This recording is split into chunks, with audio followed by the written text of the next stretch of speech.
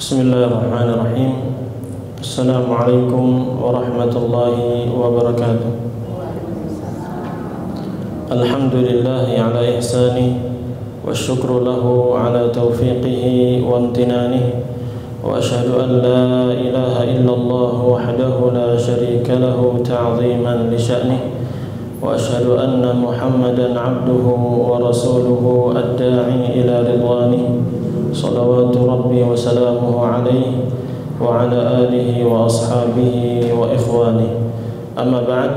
Alhamdulillah, kita bersyukur kepada Allah Subhanahu wa taala pada kesempatan siang hari ini kita bersama-sama bisa berkumpul di salah satu rumah Allah Subhanahu wa taala dalam rangka memperdalam ilmu agama ini sehingga menjadi bekal kita untuk memperbanyak amal soleh di bulan Ramadan, bulan yang penuh dengan kemuliaan, penuh dengan keberkahan, di mana amal-amal di bulan Ramadan ini dilipat gandakan pahalanya oleh Allah Subhanahu wa taala. Bulan Ramadan ini musim kita untuk berpanen ria, ya Bu. Panen sebanyak-banyaknya pahala di bulan Ramadan ini. Semua amal soleh akan Allah lipat gandakan. Semua amal soleh yang kita lakukan, termasuk kajian seperti ini, kalau ibu-ibu sering rutin kajian di hari-hari biasa, itu pahalanya besar, betul besar. Tapi ketika kita berada di bulan Ramadan, ada kajian seperti ini, Allah lipat gandakan lebih besar lagi. Karena pelipat gandaan itu sesuai dengan waktu dan tempat yang mulia. Semakin waktunya mulia, maka semakin besar pahalanya. Ibadah seperti kita lakukan ini, menuntut ilmu di bulan Ramadan, ini pahalanya besar sekali, banyak sekali keutamaannya. Di antaranya Allah turunkan rahmat kepada kita, malaikat meliputi kita, dan ketenangan juga diberikan kepada kita, dan Allah Subhanahu wa taala akan memuliakan kita di sisi para malaikat yang ada di sekitarnya. Itu sebagaimana hadis yang sahih, Rasulullah SAW bersabda, "Wa majtama'a qaumun fi baitin min buyutillah yatluna kitaballah wa yatadarasunahu bainahum illa nazalat 'alaihim as-sakinah wa ghasyiyatuhum ar-rahmah wa haffathum al-malaikah wa dzakarahumullahu fi man 'indah." Tidaklah suatu kaum, baik laki-laki atau perempuan, sekelompok orang berkumpul di rumah Allah Subhanahu wa taala untuk apa? Mempelajari Al-Qur'an, baca Al-Qur'an, mempelajarinya. Termasuk kajian seperti ini mempelajari ayat-ayat Al-Quran dan juga hadis-hadis Rasulullah SAW. Tidaklah suatu kaum melakukan itu kecuali akan turun kepada mereka sakinah, ketenangan. Wa ghasyiyatuhumur rahmah, dan mereka akan diliputi dengan rahmat kasih sayang Allah Subhanahu wa taala. Wa haffathumul malaikah, para malaikat pun berdatangan untuk mendatangi mereka, mengelilingi mereka. Jadi sekarang ini Bapak Ibu, ibu-ibu yang dirahmati Allah Subhanahu wa taala, ini malaikat sedang datang berkumpul bersama kita. Walaupun kita tidak tahu, tidak lihat, tapi kita mendengar sabda itu dari Rasulullah sallallahu alaihi wasallam. Kita benarkan, amanna bihi. Kita mengimani itu semuanya. Dan kalau malaikat rahmat mendatangi kita, Allah akan jaga kita. Wa dzakarahumullahu fi man 'indah, dan Allah akan sebut-sebut mereka, Allah muliakan mereka di sisi Allah Subhanahu wa taala. Nah, ini luar biasa. Itu pahala menuntut ilmu kajian di hari-hari biasa. Di bulan Ramadan ini waktu yang sangat utama, sehingga pahalanya lebih banyak lagi. Demikian pula Bapak Ibu-ibu sekalian, kalau kita melakukan amal ibadah itu di tempat yang mulia pun beda pahalanya. Ibu sholat di Masjid An-Nur, pahalanya berapa? Hah? Biasanya satu sholat, satu kebaikan dilipat gandakan menjadi 10 kebaikan. Tapi ibu sholat di Masjidil Haram berapa kali? Satu sholat sama dengan berapa kali sholat? 100.000 sholat. Di Masjid Nabawi berlipat ganda jadi berapa? 1000 kali sholat. Satu sholat sama dengan 1000 kali sholat di masjid yang lain. Berarti pelipat gandaan itu terjadi ketika di waktu yang berkah, yang utama, atau di tempat yang utama. Nah, sekarang kita berada di bulan Ramadan. Alhamdulillah, Allah Subhanahu wa taala memberikan kepada kita umur panjang. Ya, betapa banyak orang-orang saudara kita, tetangga kita meninggal dunia belum masuk bulan Ramadan. Ada atau tidak? Ada ibu-ibu pernah takziah di bulan Sya'ban? Ada, atau mendengarkan minimal berita fulan meninggal di bulan Sya'ban, nggak sempat masuk Ramadan. Alhamdulillah ibu-ibu semua masuk Ramadan. Kita semua masuk bulan Ramadan. Dan Allah menetapkan ini menunjukkan Allah sayang sama kita. Allah ingin kita memperbanyak amal ibadah di bulan Ramadan. Nah, sekarang alhamdulillah juga kita bersyukur kepada Allah Subhanahu wa taala, kita sudah masuk di hari keberapa ini? 16. Berarti sudah setengah perjalanan kita di bulan Ramadan. Semoga Allah Subhanahu wa taala menerima puasa kita, tarawih kita, dan tilawah Al-Qur'an kita serta amal soleh kita yang kita lakukan selama 16 hari ini. Dan semoga Allah Subhanahu wa taala panjangkan umur kita biar kita bisa menyelesaikan bulan Ramadan dalam keadaan diterima amal solehnya. Amin ya rabbal alamin. Nah, kita nggak tahu, Pak. Kita nggak tahu umur kita, mau yang muda, mau yang tua, sama saja. Likulli ummatin ajal. Setiap umat itu, setiap orang itu sudah ada ajalnya, umurnya itu sudah ada. Fa idza jaa ajaluhum la yastakhiruna sa'atan wa la yastaqdimun. Apabila sudah tiba ajalnya, sudah tiba waktunya dia meninggal, Allah sudah tetapkan fulanah binti fulan meninggal di tanggal 17 Ramadan. Meninggal sudah. Enggak bisa diakhirkan, enggak bisa dimajukan sudah. Maka alhamdulillah ketika Allah Subhanahu wa taala berikan kepada kita umur yang panjang, kesempatan untuk memasuki bulan Ramadan, sebentar lagi kita masuk ke 10 hari terakhir, mari kita gunakan kesempatan ini dengan sebaik-baiknya. Nah, untuk memanfaatkan 10 hari terakhir di bulan Ramadan ini, kita butuh apa? Ilmu. Ilmu tentang keutamanya apa saja. Keutamaannya apa saja. Bagaimana petunjuk Rasulullah sallallahu alaihi wasallam ketika memasuki 10 hari terakhir di bulan Ramadan. Karena sebagian orang awam di masjid-masjid, yaitu awal Ramadan ramai atau sepi masjid? Ramai, penuh sampai luar-luar. Sehari, 2 hari, sepekan, 2 pekan. Lama-lama ada apa? Kemajuan. Jadi kemajuan softnya. Ya, semakin sedikit ya jemaah. Kenapa? Sudah mulai malas. Kelihatan aslinya. Oh, ternyata memang malas ibadah. Tapi ada orang-orang yang dulunya enggak rajin, tapi subhanallah Allah berikan hidayah untuk bisa istiqomah di bulan Ramadan. Harapannya orang seperti ini akan ada perubahan dalam dirinya, menjadi hamba yang bertakwa.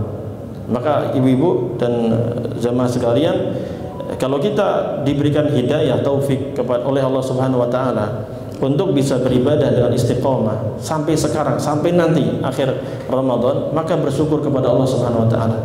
Ucapkanlah apa? Alhamdulillahilladzi hadana li hadza wa ma kunna linahtadiya laula an hadanallah. Segala puji bagi Allah yang telah memberikan kami hidayah kepada amal ibadah ini. Sungguh kami tidak bisa melakukan ibadah-ibadah ini, mendapatkan hidayah ini kecuali kalau Allah apa? Berikan hidayah kepada kita. Maka orang muslim itu senantiasa minta hidayah, petunjuk kepada Allah Subhanahu wa taala. Dia tidak ujub, tidak bangga diri. Oh, saya memang sudah layak dapat hidayah ini. Oh, saya memang pintar, saya memang seperti ini. Enggak. Dia senantiasa butuh hidayah kepada Allah Subhanahu wa taala. Maka Allah berfirman apa dalam hadis qudsi? Ya ibadi kullukum dhallun illa man hadaituhu fastahduni ahdikum. Wahai hamba-hambaku, semua kalian itu sesat, enggak mendapatkan hidayah kecuali yang saya berikan hidayah kepada dia. Fastahduni ahdikum. Maka mintalah hidayah kepadaku, maka aku akan berikan hidayah kepada kalian.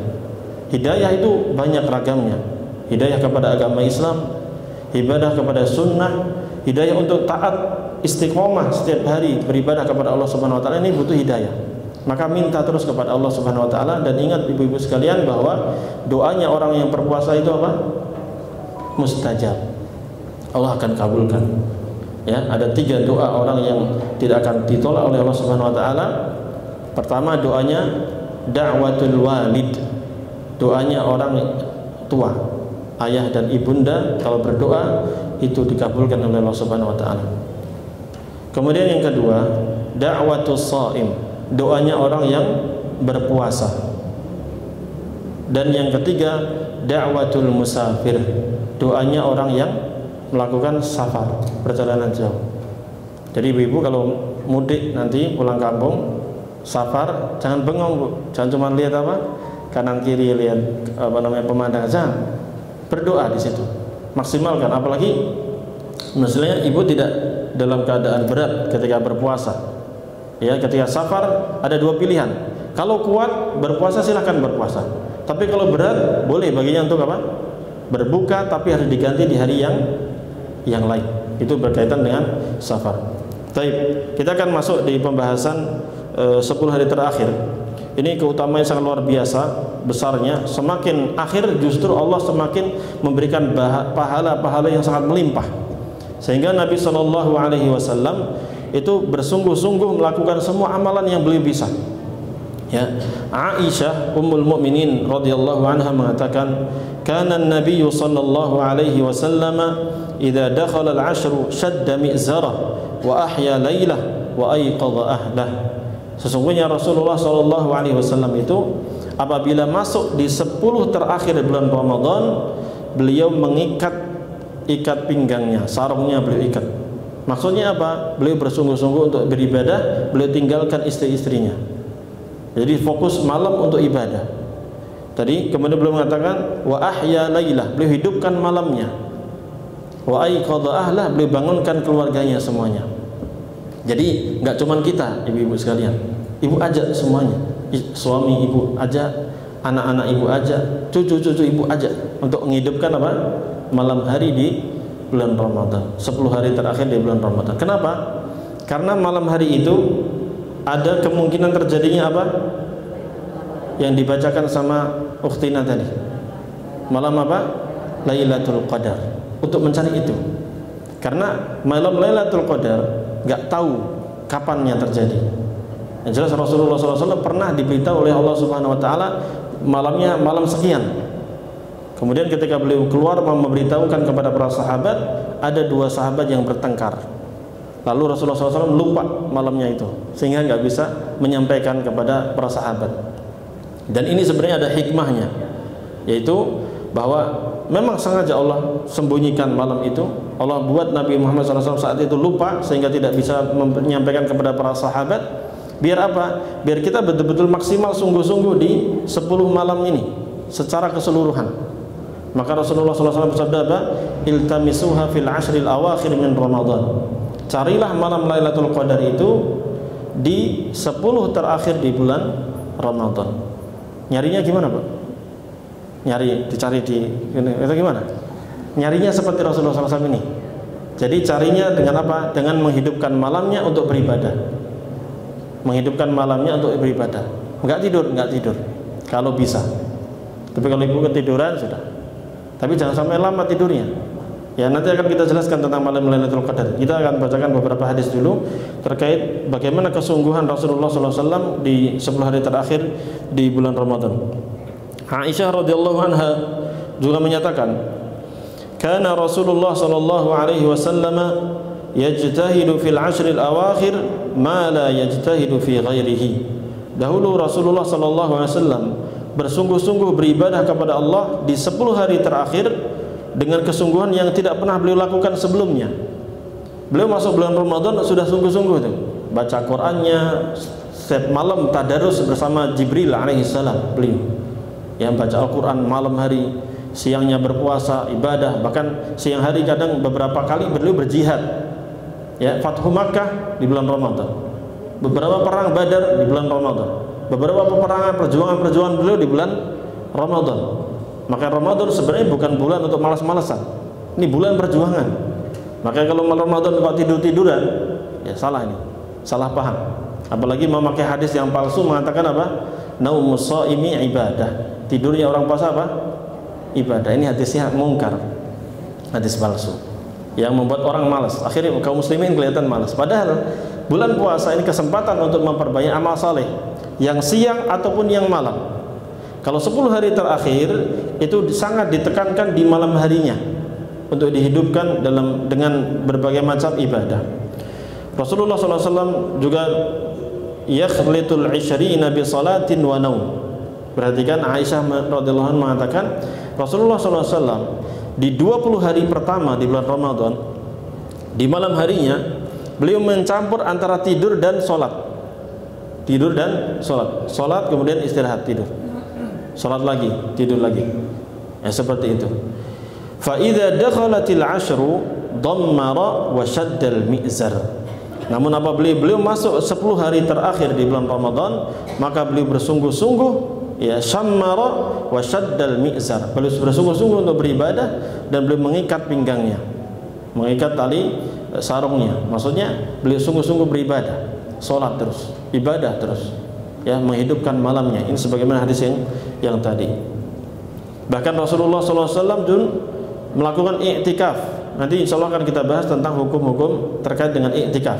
Dan apakah ibu-ibu i'tikaf, bagaimana caranya, itu nanti ketika kita akan bahas. Ya, Rasulullah SAW i'tikaf di masjid, ya, dengan sungguh-sungguh ibadah kepada Allah Subhanahu Wa Taala untuk mencari malam Lailatul Qadar. Nah, i'tikaf ini adalah betul-betul mengkosongkan diri dari urusan dunia, betul-betul fokus untuk ibadah. Dia tinggalkan seluruh urusan dunia, fokus di masjid untuk ibadah kepada Allah Subhanahu Wa Taala. Insya Allah rinciannya akan kita bahas di beberapa menit yang akan datang. Kemudian, kenapa Rasulullah SAW itu beliau sungguh-sungguh di 10 hari terakhir di malamnya? Karena ada malam apa tadi? Lailatul Qadar yang tadi sudah dibacakan. Allah berfirman apa? Inna anzalnahu fi lailatul qadar. Sungguh kami telah turunkan Al-Qur'an ini di malam Lailatul Qadar. Lailatul Qadar ada menyatakan Lailatul Qadar ay lailatul syaraf, malam kemuliaan, di mana ini khairun min alfi syahr, lebih baik daripada 1000 bulan. Dan ulama yang lain menyatakan Lailatul Qadar maksudnya malam ditetapkannya takdir selama 1 tahun yang akan datang. Dan sebenarnya dua-duanya tidak saling bertentangan, semua saling menguatkan. Malam tersebut adalah malam yang memang mulia.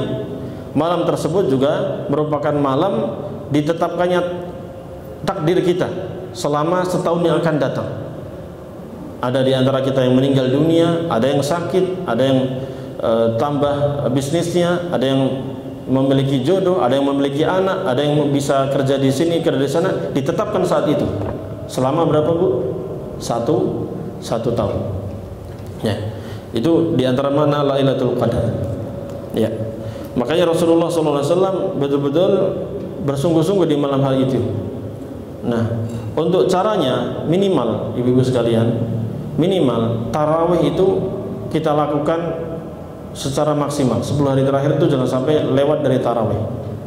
Dan tarawihnya kalau bisa bersama imam di masjid, bersama imam sampai selesai. Karena Rasulullah SAW bersabda, "Man shalla ma'al imami hatta yansarifa kutiba lahu qiyamul lailah." Siapa yang sholat bersama imam, sholat tarawih bersama imam sampai selesai, maka dicatat untuknya seperti sholat selama berapa?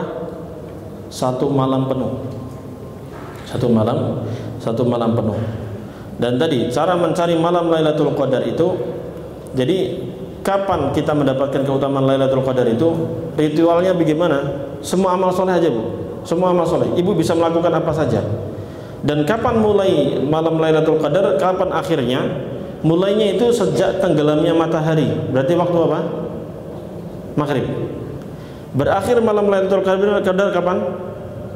Ketika terbitnya fajar subuh. Itu waktu subuh. Itu. Jadi maksud firman Allah Subhanahu wa taala, Lailatul Qadri khairun min alfi syahr. Malam Lailatul Qadar itu lebih baik daripada 1000 bulan. Maksudnya adalah semua amalan yang kita lakukan sejak tenggelamnya matahari sampai terbitnya fajar subuh itu lebih baik daripada amalan yang sama kita kerjakan selama berapa? 1000 bulan. Misalnya, ibu-ibu jadi sholat tarawih bersama imam sampai selesai, berarti pahalanya berapa? Seperti sholat semalam suntuk. Berarti kalau ibu mendapati, dan kita tidak tahu tadi waktunya, antara 10 hari terakhir nggak ada yang tahu. Sebenarnya ulama mengatakan yang ganjil-ganjil. Tapi juga jangan sekedar menetapkan 27 saja. Tapi 27 memang arja lailah, malam yang paling diharapkan ada malam Lailatul Qadar. Tapi tidak tentu. Bisa jadi di genap, bisa jadi di 21, 23, 25 atau 29. Makanya 10 hari terakhir ini Rasulullah SAW betul-betul menghidupkan semuanya dengan semua ibadah. Jadi seandainya tadi ibu sholat tarawih bersama imam sampai selesai, maka ibu dicatat kalau itu bertepatan dengan malam Lailatul Qadar, maka seolah-olah ibu semuanya melakukan sholat selama 1000 bulan. Bahkan pahalanya lebih baik daripada itu. 1000 bulan itu berapa tahun, Bu? 83 tahun lebih 4 bulan kurang lebih, ya, seperti itu. Bayangkan kita umurnya berapa maksimal, yang paling tua di sini berapa? Mohon maaf, berapa umurnya? Ada yang 90? Kurangi. Ada yang 80? 70? Ada ibu? Ya, 70 taruhlah. 70. Bayangkan kalau kita mengandalkan yang 70 doang, kalau kita mau berebutan surga dengan umatnya Nabi Nuh, berapa umatnya Nabi Nuh umurnya? Nabi Nuh saja itu umurnya berapa?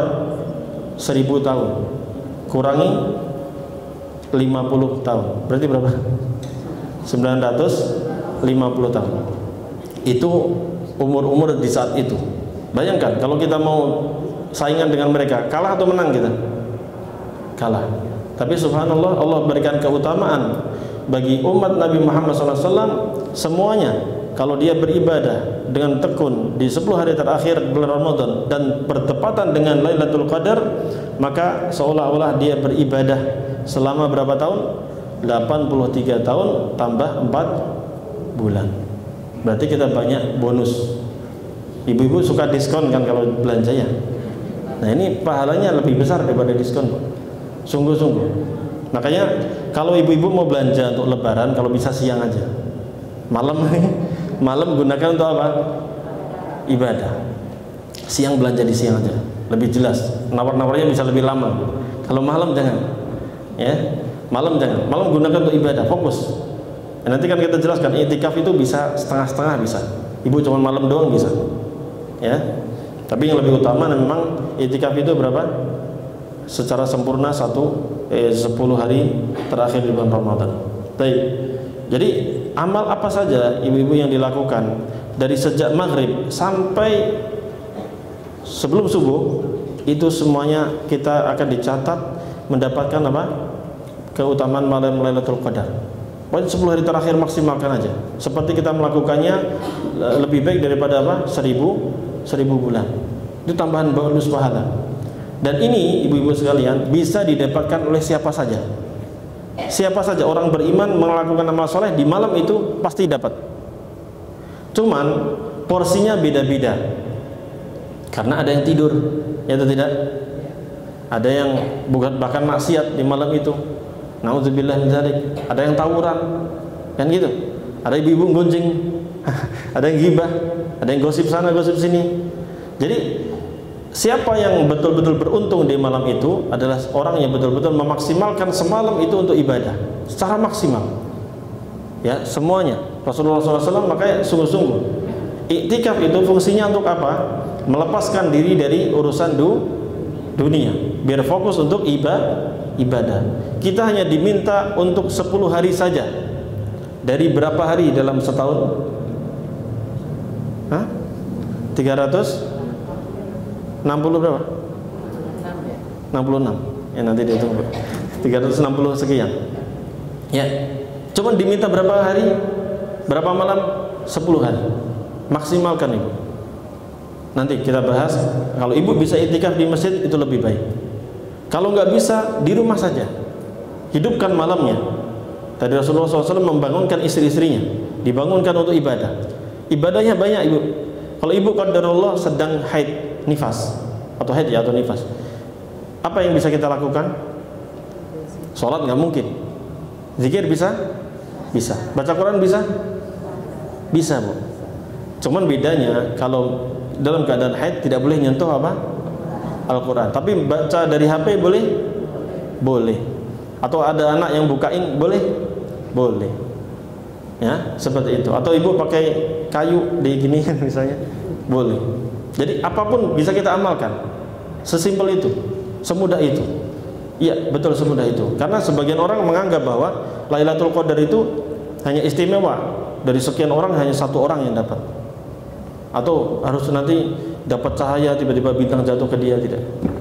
Kalau bintang jatuh ke dia hancur. Ya, bukan seperti itu. Lailatul Qadar itu adalah malam yang betul-betul mulia.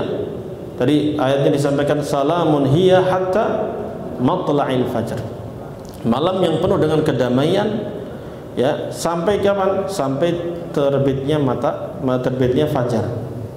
Nah, kedamaian dimaksud adalah ketenangan.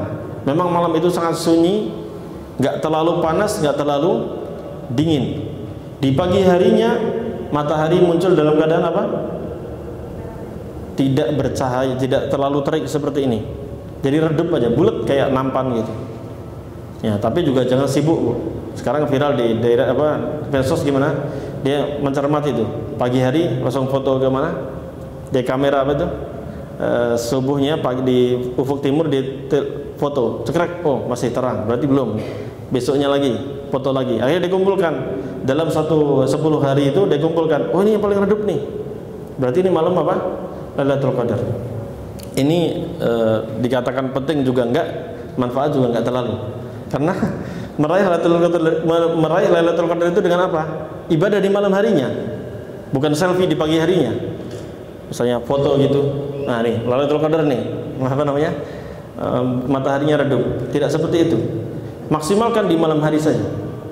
Urusan itu ternyata paginya matahari redup atau tidak itu, alhamdulillah kita bersyukur kepada Allah Subhanahu wa taala. Kalau memang di malam hari itu kita bisa maksimal dan Allah takdirkan itu malam Lailatul Qadar, maka semoga Allah terima amal saleh kita. Rabbana taqabbal minna innaka antas samiul alim. Baik. Kita akan jelaskan tentang i'tikaf. I'tikaf secara bahasa adalah menetap. Secara istilah adalah menetap di masjid untuk taat kepada Allah Subhanahu wa taala. Dan para ulama sepakat bahwa i'tikaf ini sangat disyariatkan, baik bagi laki-laki ataupun perempuan, dengan syarat kalau perempuan itu aman, ya, aman dari godaan laki-laki. Karena memang istri-istri Rasulullah SAW pun mereka i'tikaf bersama Nabi SAW di masjidnya. Ini menunjukkan dibolehkannya untuk melakukan i'tikaf bagi wanita. Sehingga misalnya Masjid An-Nur membuat i'tikaf, bisa dipersilahkan. Bapak-bapak di atas, ibu-ibu di mana? Ini masuk masjid atau bukan? Masuk ini. Ini masuk masjid. Jadi ibu tarawih di sini masuk, i'tikaf di sini masuk. Atas apalagi? Atas ini berapa lantai? Satu atau dua? Ini satu itu dua? Oh gitu. Berarti atas satu. Ya. Berarti taruhlah di atas bapak-bapak, ibu-ibu di bawah, biar aman. Ya. Nanti tarawih kan ada suara di sini, kedengeran kan? Iya, bisa seperti itu. Usulkan aja ke DKM, kami mau i'tikaf, ibu-ibu di sini ada 100 mau i'tikaf, silakan. Untuk konsumsi tinggal iuran aja, Bu. Bagaimana nanti untuk sahurnya, untuk bukanya. Nah, mari kita hidupkan sunnah ini. Ya. Waktunya, sekarang berkaitan waktunya. Waktu i'tikaf yang paling utama adalah 10 hari terakhir di bulan Ramadan. Karena Allah Subhanahu wa taala menyebutkan ayat berkaitan dengan i'tikaf ketika menjelaskan ayat-ayat puasa itu dari ayat 183, kemudian 184, 185, 186, ya, di yang terakhir itu 187 Allah Subhanahu wa taala menyebutkan tentang apa? I'tikaf. Wala tubashiruhunna wa antum 'akifuna fil masajid. Jangan kalian berhubungan badan dengan istri-istri kalian dalam keadaan i'tikaf di masjid. Jangan dekati itu. Ya, enggak boleh. Di sini menunjukkan bahwa i'tikaf boleh bagi laki, boleh juga bagi perempuan. Dan Nabi SAW juga tadi disampaikan oleh Aisyah radhiyallahu anha, beliau i'tikaf di masjid di 10 hari terakhir di bulan Ramadan. I'tikaf tadi apa? Mananya kita menetap di masjid, wal inqita' 'anid dunya. Kita putuskan semua urusan berkaitan dengan dunia. Sementara kerjaan kita cuti dulu, kemudian dagangnya berhenti dulu, belanjanya entar dulu, ya. Fokus ibadah. Nah, coba nanti kita akan lihat. Ini yang maksimal berapa tadi? 10 hari terakhir. Kapan mulainya Ibu? Kalau 10 hari terakhir, berarti nanti kalau Ibu di tanggal 20 Ramadan ya. 20 Ramadan, berarti nanti maghrib itu masuk kapan? 21.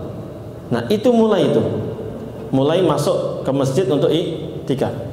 Jadi mulai iktikafnya, kalau ngitung, bukan gini aja Bu, rumus menghitung hijriah itu dimulai dari apa?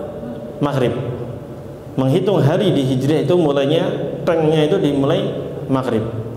Kalau Masehi yang umumnya dipakai kalender biasa itu apa?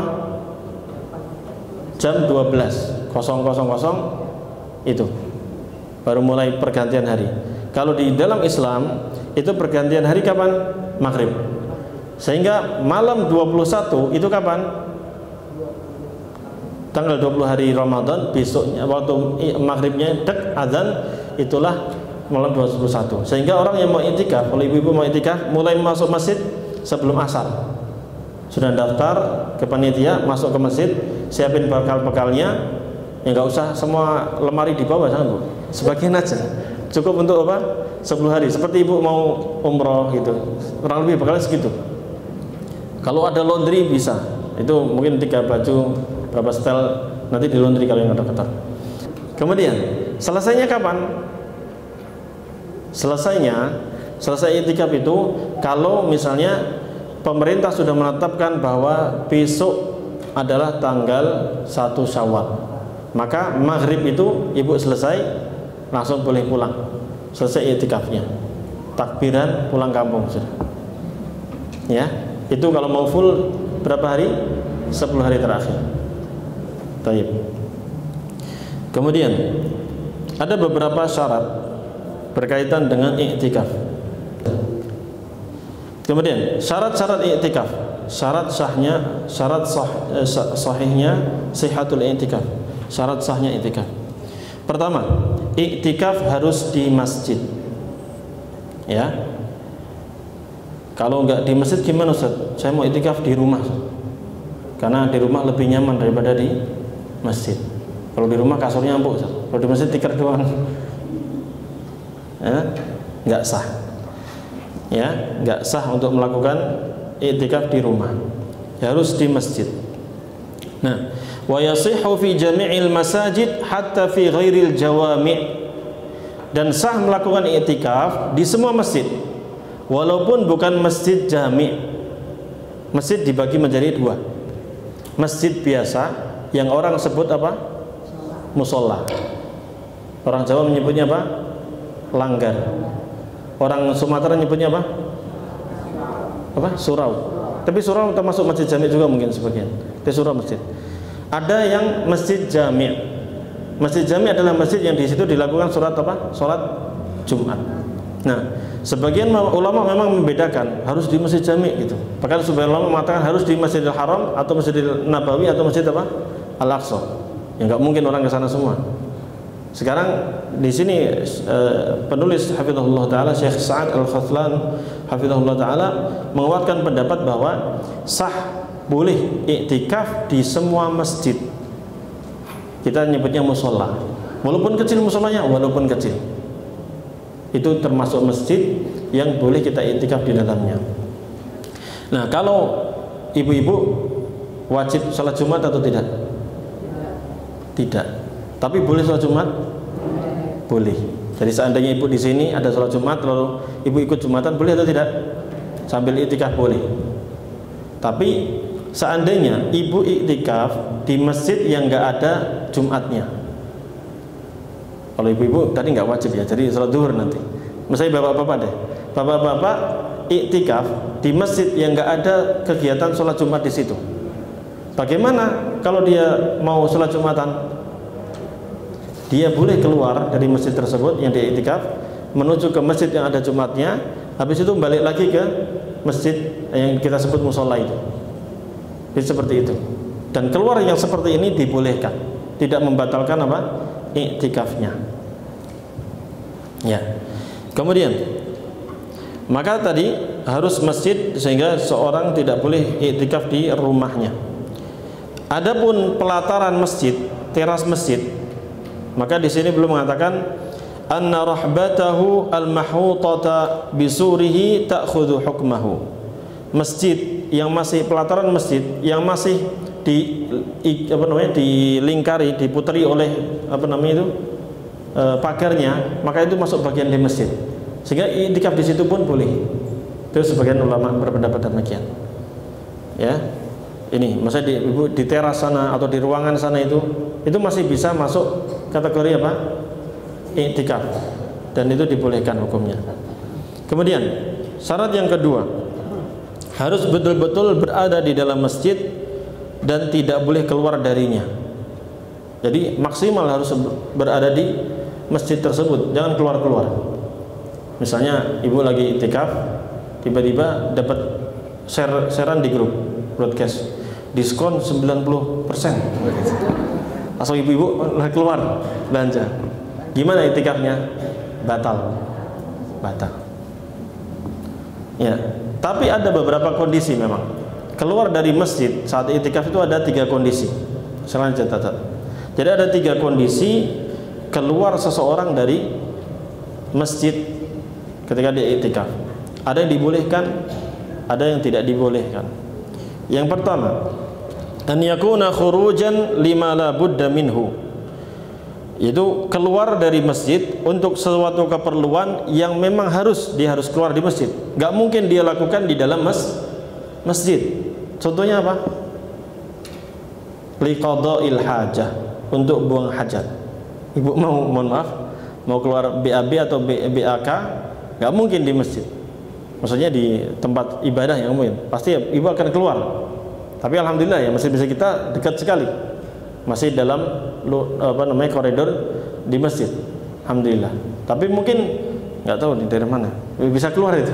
Seandainya kamar mandinya itu di luar jauh, maka boleh seseorang ke sana, kemudian nanti balik lagi. Setelah selesai menyelesaikan qadaul hajahnya, keperluannya, lalu dia masuk ke masjid. Au ihdari ta'am, atau untuk menghadirkan makanan. Mungkin makanan nggak ada di sini, sementara ibu jadi panitia iktikaf.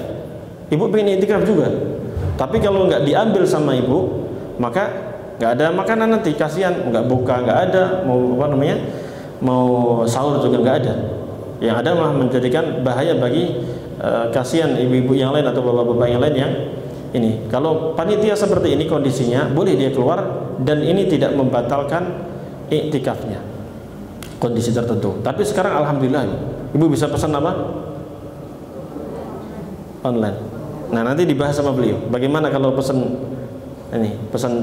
jualan di pakai aplikasi.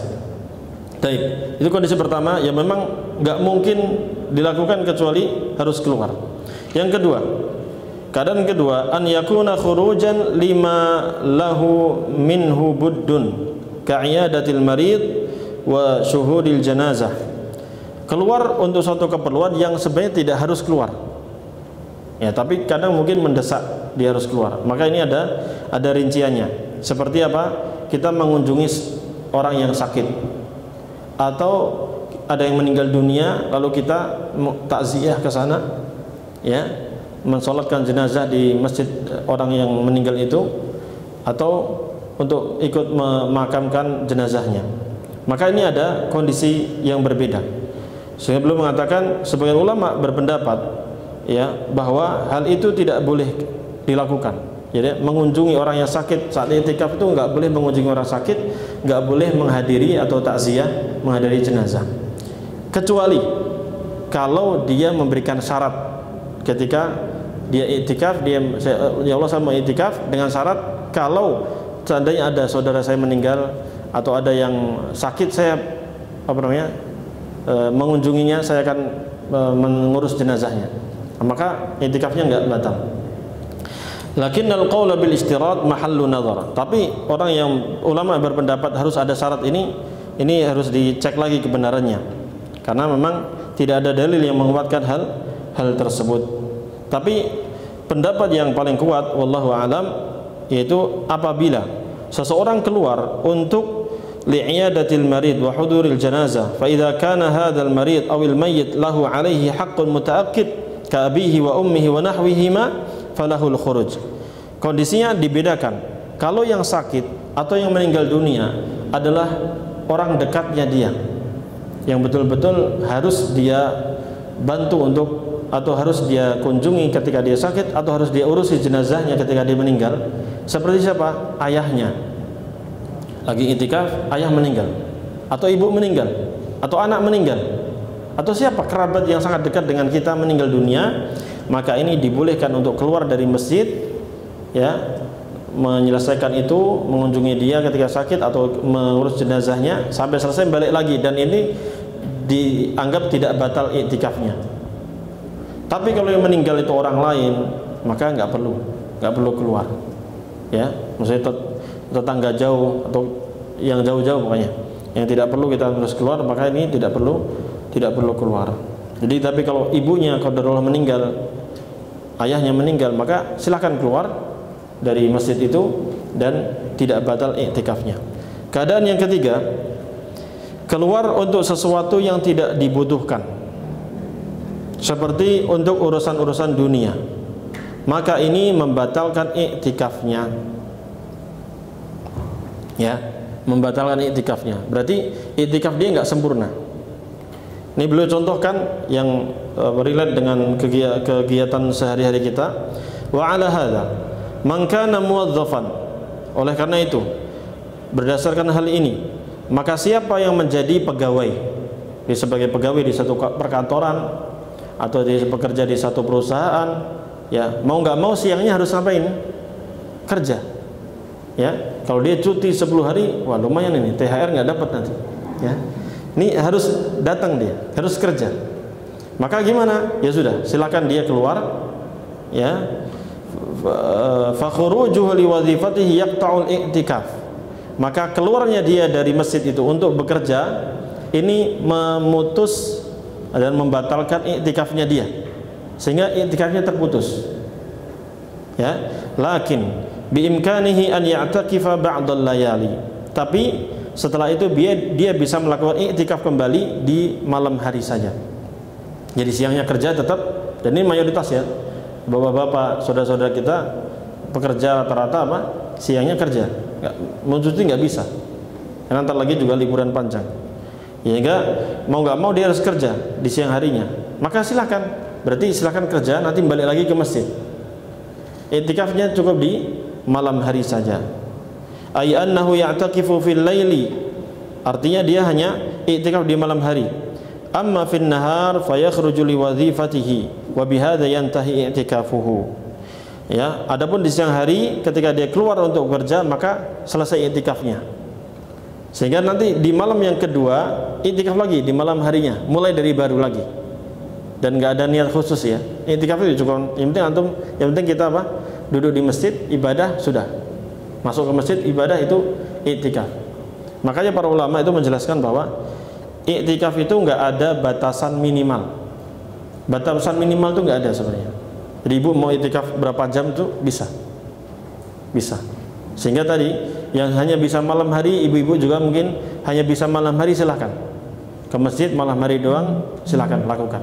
Mungkin siang hari ada yang kerja, ada yang belajar, ada yang kuliah, ibu-ibu ada yang masak, ada yang jualan.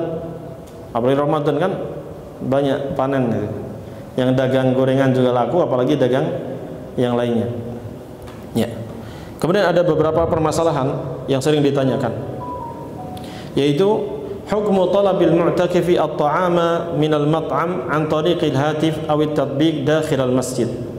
Itu berkaitan dengan hukum orang yang iktikaf meminta makanan atau membeli makanan dari restoran ya, dari melalui handphone atau melalui aplikasi. Ini beliau ini ulama modern, jadi tahu aplikasi. Kita pakai apa? GoFood ya, atau yang semisalnya. Di dalam masjid, posisinya di dalam masjid, ibu sedang iktikaf, entar lagi mau buka, mau sahur, pesan makanan. Atau qadarullah makanan di masjid nggak cukup, kehabisan ibu. Daripada nangis kan mending apa namanya? Pesan aja Gojek, banyak, bisa pesan yang lebih kita inginkan. Maka kata beliau, jawabannya anna hadza la yu'tabaru bai'an wala syira'an. Memesan, sekedar memesan saja, memesan makanan itu di masjid melalui aplikasi atau telepon, ini tidak dianggap sebagai jual beli di dalam masjid, karena hanya memesan. Lianna hadza mujarradu talab, karena ini hanya sekedar memesan saja. Fahuwa yatlubu ta'aman minal mat'am wa lam ya'qid 'aqda syira'i ba'du. Karena dia memesan makanan dari restoran itu dan belum ada akad jual beli di situ. Nanti dirinci. Bidalili anna hadza talab ghairu lazim. Dengan alasan bahwa permintaan ini, pesanan ini tidak harus terjadi. Walau arada alghahu, bisa jadi dia cancel, atau pihak restoran yang au arada sahibul mat'am alghahu kadzalik, atau pihak apa namanya restoran yang mengcancelnya. Ini lihat kondisinya. Walau kana 'aqdan laziman lam yakun lahul haqqu fi ilghaihi. Seandainya ini akad yang lazim yang harus dilakukan, maka tidak berhak baginya untuk mengcancelnya. Li'anna al-bai'a 'aqdun lazim wa kullu hadhihi wu'ud. Karena namanya jual beli itu harus, kalau sudah deal ya sudah dilakukan, jangan nggak boleh di cancel lagi, ya. Karena ini hanya karena yang terjadi ini hanya sekedar memesan. Ini kalau mungkin bisa perkataan beliau ini dipraktekkan kalau COD atau pembayarannya di akhir. Bisa kita bayarnya di mana? Di luar masjid nanti. Ketika bapaknya datang, baru kita bayar di luar masjid. Itu baru aman, ya. Thumma idza wasala mandubul mat'am ilal masjid yakhruju lahul mu'takif, ya kan? Betul. Jadi kalau yang beliau bahas ini pesannya online tapi bayarnya cash. Dan beliau mengatakan nanti kalau sudah datang makanannya baru antum keluar. Kita keluar ke masjid, di luar masjid baru kita bayar di situ. Baru terjadi jual beli. Ya, seperti itu. Lakin akan tetapi yujadu tatbiqatun yakunu daf'u fiha muqaddaman ma'adami imkaniyati istirdadil mablagh fa hadha yakunu bai'an wa 'inda talab ghairu 'abra tatbiq yakunu kharijal masjid. Nah, tadi kalau posisi yang boleh pesan ketika online itu kalau kita bayarnya apa? Enggak cash di masjid. Tapi kalau ibu-ibu pakai aplikasi yang misalnya apa itu? OVO ya. Yang bayarnya langsung cash itu, apa namanya? GoPay, misalnya bayarnya langsung saat itu, langsung dibayar dengan transferan langsung, maka nggak boleh di masjid, harus di luar masjid, karena itu sudah jual beli. Tapi kalau yang beliau sampaikan di awal tadi, permasalahan awal adalah ketika hanya sekedar pesan, lalu sana sudah deal dan datang baru ibu bayar, maka bayarnya di luar masjid. Tapi kalau bayarnya dengan transferan saat itu, maka silakan transaksinya di luar masjid. Nah itu. Ya, semoga Allah Subhanahu wa taala membimbing kita untuk bisa melakukan iktikaf di masjid. Baik, kemudian berkaitan dengan malam Lailatul Qadar. Ya, malam ini adalah malam yang penuh dengan keberkahan. Yang tadi sudah dibawakan ayatnya di surat apa tadi? Al-Qadar. Di surat yang lain, surat Ad-Dukhan ayat ke-3 sampai 6. Allah Subhanahu wa taala berfirman, "Inna anzalnahu fi lailatin mubarakah, inna kunna munzirin, fiha yufraqu kullu amrin hakim, amran min indina, inna kunna mursilin, rahmatan min rabbik, innahu huwas sami'ul alim." Sesungguhnya kami telah menurunkan Al-Quran itu di malam yang penuh dengan keberkahan. Malam penuh dengan keberkahan ini ditafsirkan dengan ayat yang lain, yaitu surat yang dibaca tadi, inna anzalnahu fi lailatul qadar. Sesungguhnya kami telah turunkan Al-Quran di malam Lailatul Qadar. Di Al-Quran itu turun pertama kali di malam Lailatul Qadar. Turun apa namanya kepada Nabi Muhammad SAW yang pertama kali nuzulul Quran. Kan ada peristiwa apa? Nuzulul Quran itu di malam Lailatul Qadar.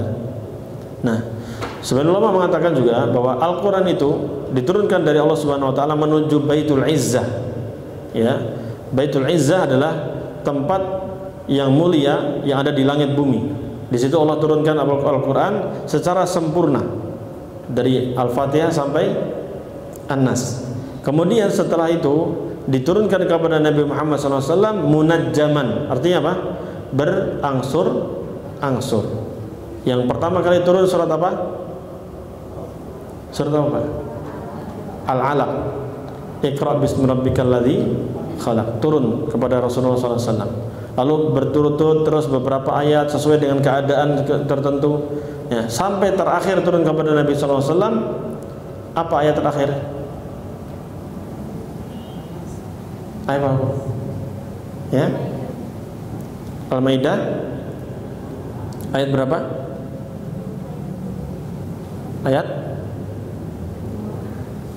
Ayat berapa? Ayat 3. Al-yawma akmaltu lakum dinakum wa atmamtu alaikum ni'mati wa raditu lakumul islama dina. Itu ayat terakhir berkaitan dengan hukum. Tapi setelah itu turun lagi ayat yang lainnya. Apa? Surat Al-Baqarah. Bukan semuanya, tapi satu ayat saja di surat Al-Baqarah itu. Ibu-ibu pernah lihat surat tentang utang enggak? Ada yang punya utang di sini? Banyak kan? Itu surat paling panjang berkaitan dengan surat utang. Nah, ibu buka mushaf Al-Quran, di akhir surat Al-Baqarah itu satu halaman berkaitan dengan utang.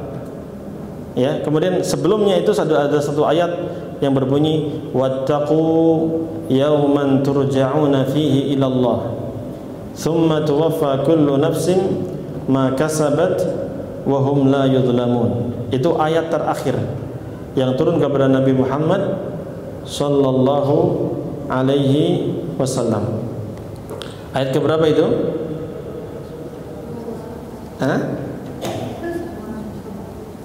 Ayat 281. 281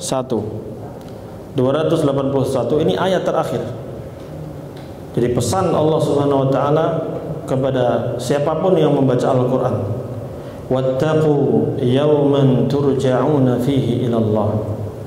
Dan bertakwalah kalian kepada Allah.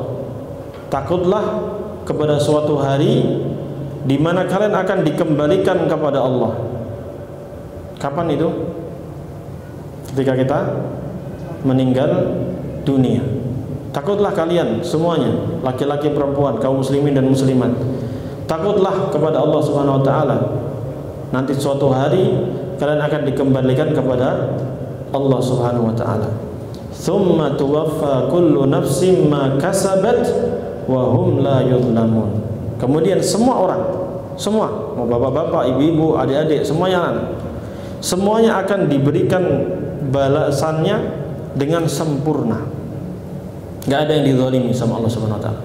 Yang baik diganjar dengan kebaikan, yang buruk diganjar dengan siksa dan lain sebagainya. Wa hum la yuzlamun, dan mereka tidak akan dizalimi sama Allah. Allah enggak bakal, innallaha la yuzlimu mithqala dzarrah. Allah enggak akan menzalimi sedikit pun, walaupun amal itu hanya sebesar apa? Dzarrah. Dzarrah itu sering diterjemahkan apa? Seberat biji sawi.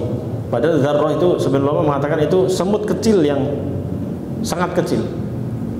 Semut itu berapa gram, Bu? Nggak ada gramnya, itu berapa itu? Kecil, ringan. Artinya sedikit apapun yang kita lakukan. Ibu mau tersenyum, ibu mau merengut, mau ini, semuanya akan dicatat oleh Allah Subhanahu wa taala dan akan diberikan apa? Balasan. Dan semuanya ada hisabnya. Ini ayat terakhir yang Allah turunkan kepada Nabi Muhammad SAW. Tapi kapan pertama kali turun itu? Malam Lailatul Qadar tadi. Fiha yufraqu kullu amrin hakim. Ini dalil tentang bahwa malam Lailatul Qadar itu malam ditetapkannya semua takdir. Jadi di malam itu akan dirinci semua urusan dengan sangat bijaksana. Semua urusan yang terjadi sejak malam itu sampai setahun yang ke depan itu akan Allah Subhanahu wa taala tetapkan. Ya, Allah Subhanahu wa taala tetapkan. Maka ini harus kita waspadai. Makanya kita banyak-banyak berdoa di bulan Ramadan. Di malam harinya banyak berdoa Dan ketika i'tikaf mencari malam Lailatul Qadar, kita disunahkan membaca apa Ibu-ibu? Doa yang disunahkan apa? Allahumma innaka afuwun tuhibbul afwa fa'fu anni. Ya Allah, sesungguhnya Engkau Maha Pemaaf, Engkau mencintai memaafkan, maka maafkanlah saya. Subhanallah. Kalau sering kita istighfar itu minta apa? Ampunan. Maaf itu lebih tinggi daripada ampunan. Jadi kesalahan kita diampuni dan Allah memaafkan kesalahan kita. Maka kita sering-sering membaca doa ini di malam hari. Ya, di malam hari, malam Lailatul Qadar atau 10 hari terakhir lah. Kita perbanyak untuk baca doa ini. Sambil masak, ibu-ibu masak sahur, Allahumma innaka afuwun tuhibbul afwa fa'fu anni, gitu. Perbanyak aja, Bu. Sambil tadi misalnya ibu sudah capek nih, waduh baca Quran sudah capek, pedas matanya nih, kan, ngantuk gitu. Nah ibu-ibu baca aja, baca Allahumma innaka afuwun tuhibbul afwa fa'fu anni. Dihafalkan Ibu ya, Allahumma innaka afuwun tuhibbul afwa fa'fu anni. Allahumma innaka afuwun tuhibbul afwa fa'fu anni. Dan hendaknya kita perbanyak doa itu, serta ketika di 10 malam terakhir itu banyak-banyak beribadah kepada Allah Subhanahu wa taala. Ya, berkaitan dengan salat malam, memang tadi sudah kita sampaikan bahwa dianjurkan untuk tarawih bersama imam sampai selesai. Setelah itu, kalau seandainya ibu berpendapat bahwa sholat malam itu boleh lebih dari 11 misalnya, karena memang ada terjadi perbedaan pendapat, ya. Ada yang berpendapat bahwa malam itu sholat malam hanya 11 saja, ada yang berpendapat boleh lebih dari itu, ada yang mengatakan 23, ada yang mengatakan berapa? 34, 36, ya, beda-beda pendapat para ulama. Seandainya ibu mau mengisi waktu itu dengan sholat tambahan, silahkan, ya, silahkan. Kalau mau menambah sholat tambahan, tapi gimana caranya? Jadi 2 rakaat salam, 2 rakaat salam, 2 rakaat salam, seperti itu.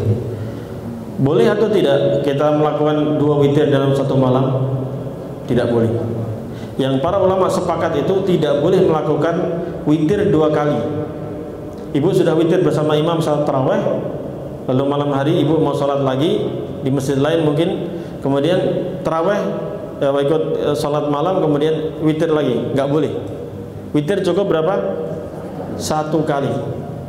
Ya, seandainya ibu misalnya di sini ada jamaah yang kedua di malam hari, misalnya jam 1:30 misalnya, ibu mau ikut di sana, maka ketika imamnya witir kan dia ngambil 3. Nah, habis imamnya salam, ibu nambah 1 lagi. Nambah apa? 1 lagi untuk menggenapkan. Karena witir itu apa artinya? Ganjil. Kalau ibu sudah witir-witir lagi, 3 tambah 3 jadi 6, jadi genap. Nah, seperti itu. Memang yang lebih afdol, lebih utama, witir itu diakhirkan, iya. Tapi barang siapa tadi mungkin sudah witir di malamnya tarawih, ya, kemudian malam hari kok baca Quran, mungkin ngantuk, sholat aja, itu sebagian ulama membolehkan. Walaupun ulama yang lain berpendapat cukup 11, karena Rasulullah SAW nggak pernah lebih dari 11. Sehingga ketika seorang sudah sholat tarawih bersama imam 11 rakaat selesai, maka dia tadi Rasulullah bersabda tadi apa? Barang siapa yang sholat bersama imam sampai selesai, maka dicatat untuknya sholat semalam suntuk. Berarti catatannya sudah semalam suntuk. Tinggal ibu cari amalan yang lain. Baca Quran bisa, ya, baca buku bisa, banyak-banyak berdoa, ya, banyak-banyak ibadah, istighfar. Ya, kita banyak dosa. Manfaatkan malam itu dengan semaksimal mungkin untuk beribadah kepada Allah Subhanahu wa taala. Tadi suratnya sudah dibacakan sama saudari kita berkaitan dengan Al-Qadar. Di sini penulis memberikan tafsirnya. Allah Subhanahu wa taala berfirman, "Inna anzalnahu fi lailatul qadar." Sesungguhnya kami telah turunkan Al-Qur'an itu di malam yang mulia. Malam Lailatul Qadar. Tadi seperti kita sampaikan, Lailatul Qadar artinya bisa dua, malam yang mulia karena kemuliaannya luar biasa, penuh dengan keberkahan, atau malam ditetapkannya apa? Takdir yang terjadi selama 1 tahun ke depan. Wa ma adraka ma Lailatul Qadar. Tahukah engkau apa itu malam Lailatul Qadar? Lailatul Qadri khairum min alfi syahr. Malam Lailatul Qadar itu lebih baik daripada 1000 bulan. Artinya lebih baik dari apa?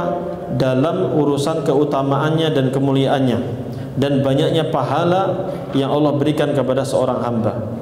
Oleh karena itu Rasulullah SAW bersabda, "Man qama Lailatul Qadri imanan wa ihtisaban ghufira lahu ma taqaddama min dzambih." Siapa yang salat malam di malam Lailatul Qadar karena iman dan mengharapkan pahala, maka akan diampuni seluruh dosanya yang telah lalu. Di sini ada catatan ibu-ibu sekalian bahwa hadis ini, man qama Lailatul Qadri, siapa yang qiyam Lailatul Qadar, itu maksudnya ya salat tarawih itu. Sebenarnya maksudnya apa? Salat tarawih itu atau salat malam sama. Jadi salat qiyam Lailatul Qadar, salat tarawih, salat tahajud, salat qiyamul lail itu sama sebenarnya. Itu adalah salat yang ibu bapak lakukan dari sejak setelah apa? Salat isya sampai sebelum subuh. Ini sama. Cuman kalau qiyam Lailatul Qadar itu adalah salat yang dilakukan di 10 hari terakhir. Yang kita nggak tahu kapan Lailatul Qadarnya itu kapan. Sehingga diminta untuk sungguh-sungguh selama 10 hari ini, 10 malam ini. Ya, karena sebagian masyarakat ada yang memahami hadis ini, akhirnya dia menetapkan di malam 27 itu ada sholat khusus, namanya apa? Sholat qiyam Lailatul Qadar. Padahal enggak gitu maksudnya hadis itu. Maksudnya hadis itu ya tarawih itu. Maksudnya apa? Jadi barang siapa yang sholat tarawih tepat di malam Lailatul Qadar, maka akan apa? Akan Allah ampuni dosanya yang telah lalu. Dan dia mendapatkan keutamaan yang sangat banyak. Jadi semua amalan yang kita lakukan di malam Lailatul Qadar itu pahalanya lebih baik daripada amalan yang sama ketika kita lakukan selama 1000 bulan. 1000 bulan tadi sama dengan berapa?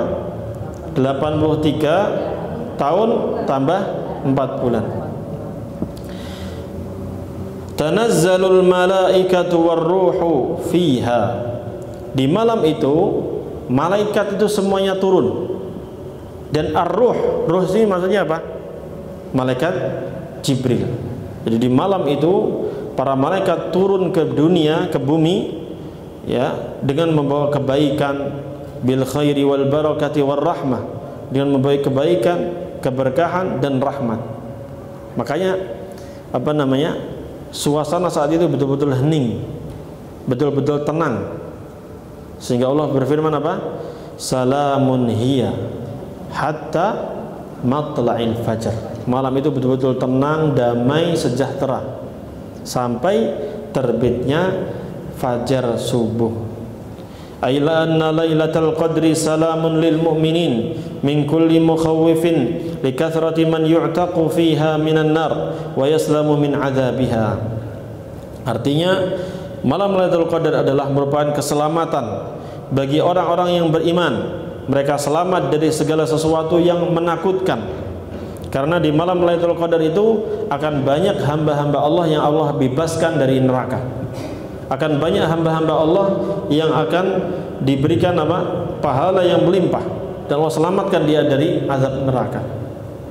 Ya, kita tidak tahu apakah kita dicatat masuk surga atau masuk neraka.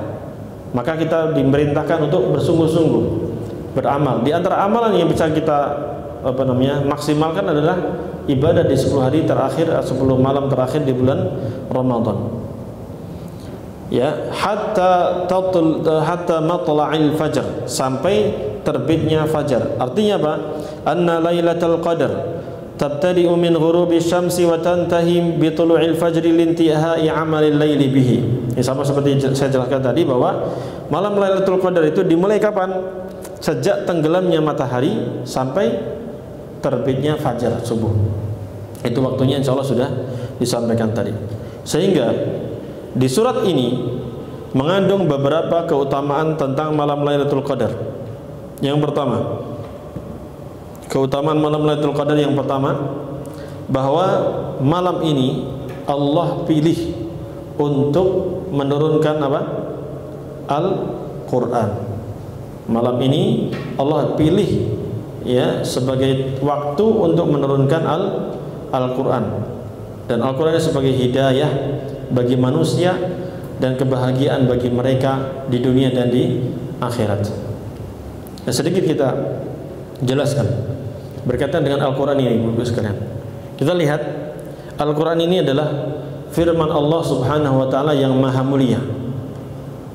Allah Subhanahu wa taala berikan keistimewaan yang sangat banyak sekali. Al-Quran ini Allah Subhanahu wa taala turunkan melalui malaikat yang paling mulia. Di antara malaikat yang ada di alam semesta ini, siapa yang paling mulia? Malaikat Jibril alaihi salatu wassalam. Kemudian Allah turunkan kepada Nabi yang paling mulia. Siapa itu? Nabi Muhammad sallallahu alaihi wasallam. Itu semuanya sepakat bahwa Nabi yang paling mulia, Rasul yang paling mulia, manusia yang paling mulia, bahkan makhluk yang paling mulia adalah Nabi Muhammad sallallahu alaihi wasallam. Dan Allah pilih untuk diturunkan di bulan yang paling mulia. Bulan apa? Bulan apa? Ramadan. Allah berfirman apa? Syahrul Ramadan alladzi unzila fihi al-Quran. Bulan Ramadan adalah bulan di mana di situ Allah turunkan Al-Quran. Di bulan yang mulia. Dari sekian hari dalam bulan Ramadan itu Allah pilih satu malam, yang ini malam yang sangat mulia, malam Lailatul Qadar yang lebih baik daripada 1000 bulan. Maka lihat, Al-Quran ini mulia di atas kemuliaan. Maka siapa saja kaum muslimin dan muslimah, laki-laki dan perempuan yang mau belajar Al-Quran, mau mengajarkan Al-Quran, baik belajar dengan membacanya, tilawahnya, ataupun belajar memahaminya, atau mengajarkan tilawahnya, membacanya, atau mengajarkan ilmu yang ada di dalamnya, maka dia adalah orang yang paling baik, orang yang paling mulia di sisi Allah Subhanahu wa taala. Oleh karena itu Rasulullah SAW bersabda apa? Khairukum man ta'allama al-Qur'ana wa 'allamahu. Sebaik-baik kalian adalah orang yang mempelajari Al-Qur'an dan mengajarkannya. Yang mempelajarinya apa? Tadi minimal A, B, Ta, Sa. Enggak apa-apa, dari awal belajar. Ini mulia ini, amalan yang sangat luar biasa. Insyaallah ibu ada halaqah Quran ya? Ada ya? Insyaallah. Ya, saling belajar, saling mengajarkan. Ya, lancarkan. Malu kita menghadap Allah Subhanahu wa taala dalam keadaan belum lancar baca Quran, malu. Ya. Kalau kita cinta kepada Allah Subhanahu wa taala, pasti kita akan rindu untuk membaca firman-firman-Nya. Ya, sebagaimana ibu ketika dulu cinta dengan suami ibu, ketika datang surat, ya, pasti dibaca atau tidak? Dibaca, disimpan gitu, Pak. Mungkin sampai sekarang masih ada. Ya.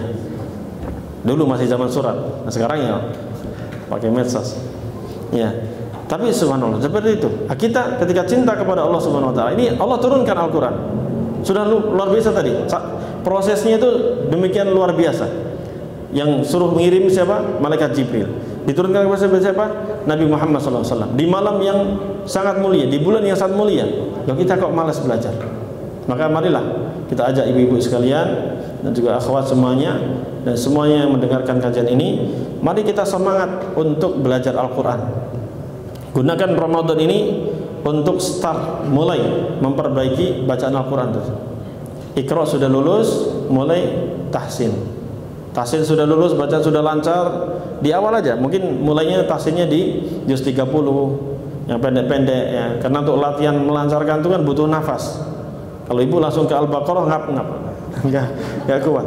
Jadi dari juz 30 aja dulu yang pendek-pendek. An-Naba, An-Nazi'at, Abasa, At-Takwir, Infitar, Mutaffifin dan seterusnya.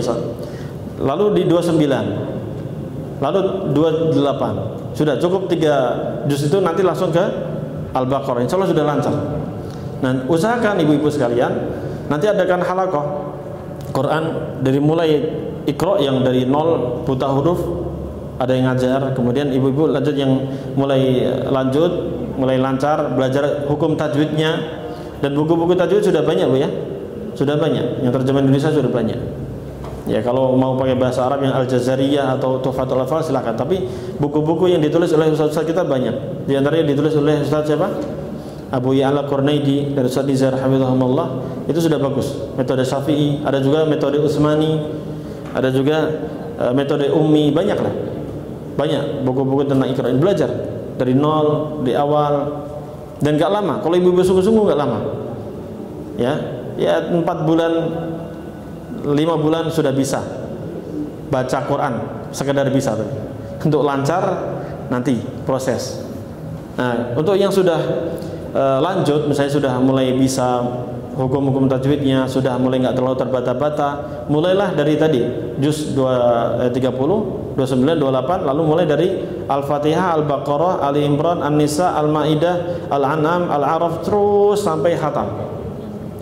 Bagi yang sudah lancar, nanti langsung apa? Ada program baru, yaitu apa? Mulai menghafal. Nanti ada bimbingan ustaz-ustaz yang ada di sini, ustaz saya. Ada yang bimbing ya. Mulai dilantingin untuk hafalan. Ibu-ibu penting ngapal, penting tetap. Walaupun nggak ngimamin di rumah doang. Ya tapi pahalanya besar. Kita minimal 1 aja. Kalau ibu mau dengarkan, Rasulullah SAW pernah bersabda, ya, yuqalu li sahibil Qur'an, di hari kiamat nanti akan dipanggil orang-orang yang rajin membaca Al-Quran. Para ulama mengatakan sahibul Quran itu penghafal Al-Quran. Ada yang sebagian lain menafsirkan itu sering membaca Al-Quran, tapi yang kuat wallahu alam adalah penghafal Al-Quran. Nanti akan dipanggil orang-orang penghafal Al-Quran itu yang mengamalkan Al-Quran dalam kehidupan sehari-hari, yang betul-betul menjalankan ajaran Al-Quran, akan dipanggil. Allah perintahkan kepada dia, Iqra wartaqi warattil kama kunta turattilu fid dunya. Silakan Anda baca dan naiklah. Bacalah dengan tartil sebagaimana engkau membaca ketika di dunia. Fa inna manzilataka inda akhiri ayatin taqra'uha. Karena nanti kedudukan Anda, derajat Anda di surga itu sesuai dengan ayat terakhir yang Anda baca. Ibu hafal juz 30. Hitung ayatnya, derajatnya sana. 30 juz. Silakan. Berarti ada berapa itu? Berapa ayat dalam Al-Qur'an? Hah? 6.600. Iya, cari aja gitu. Sekitar itulah. 6.606 sekian.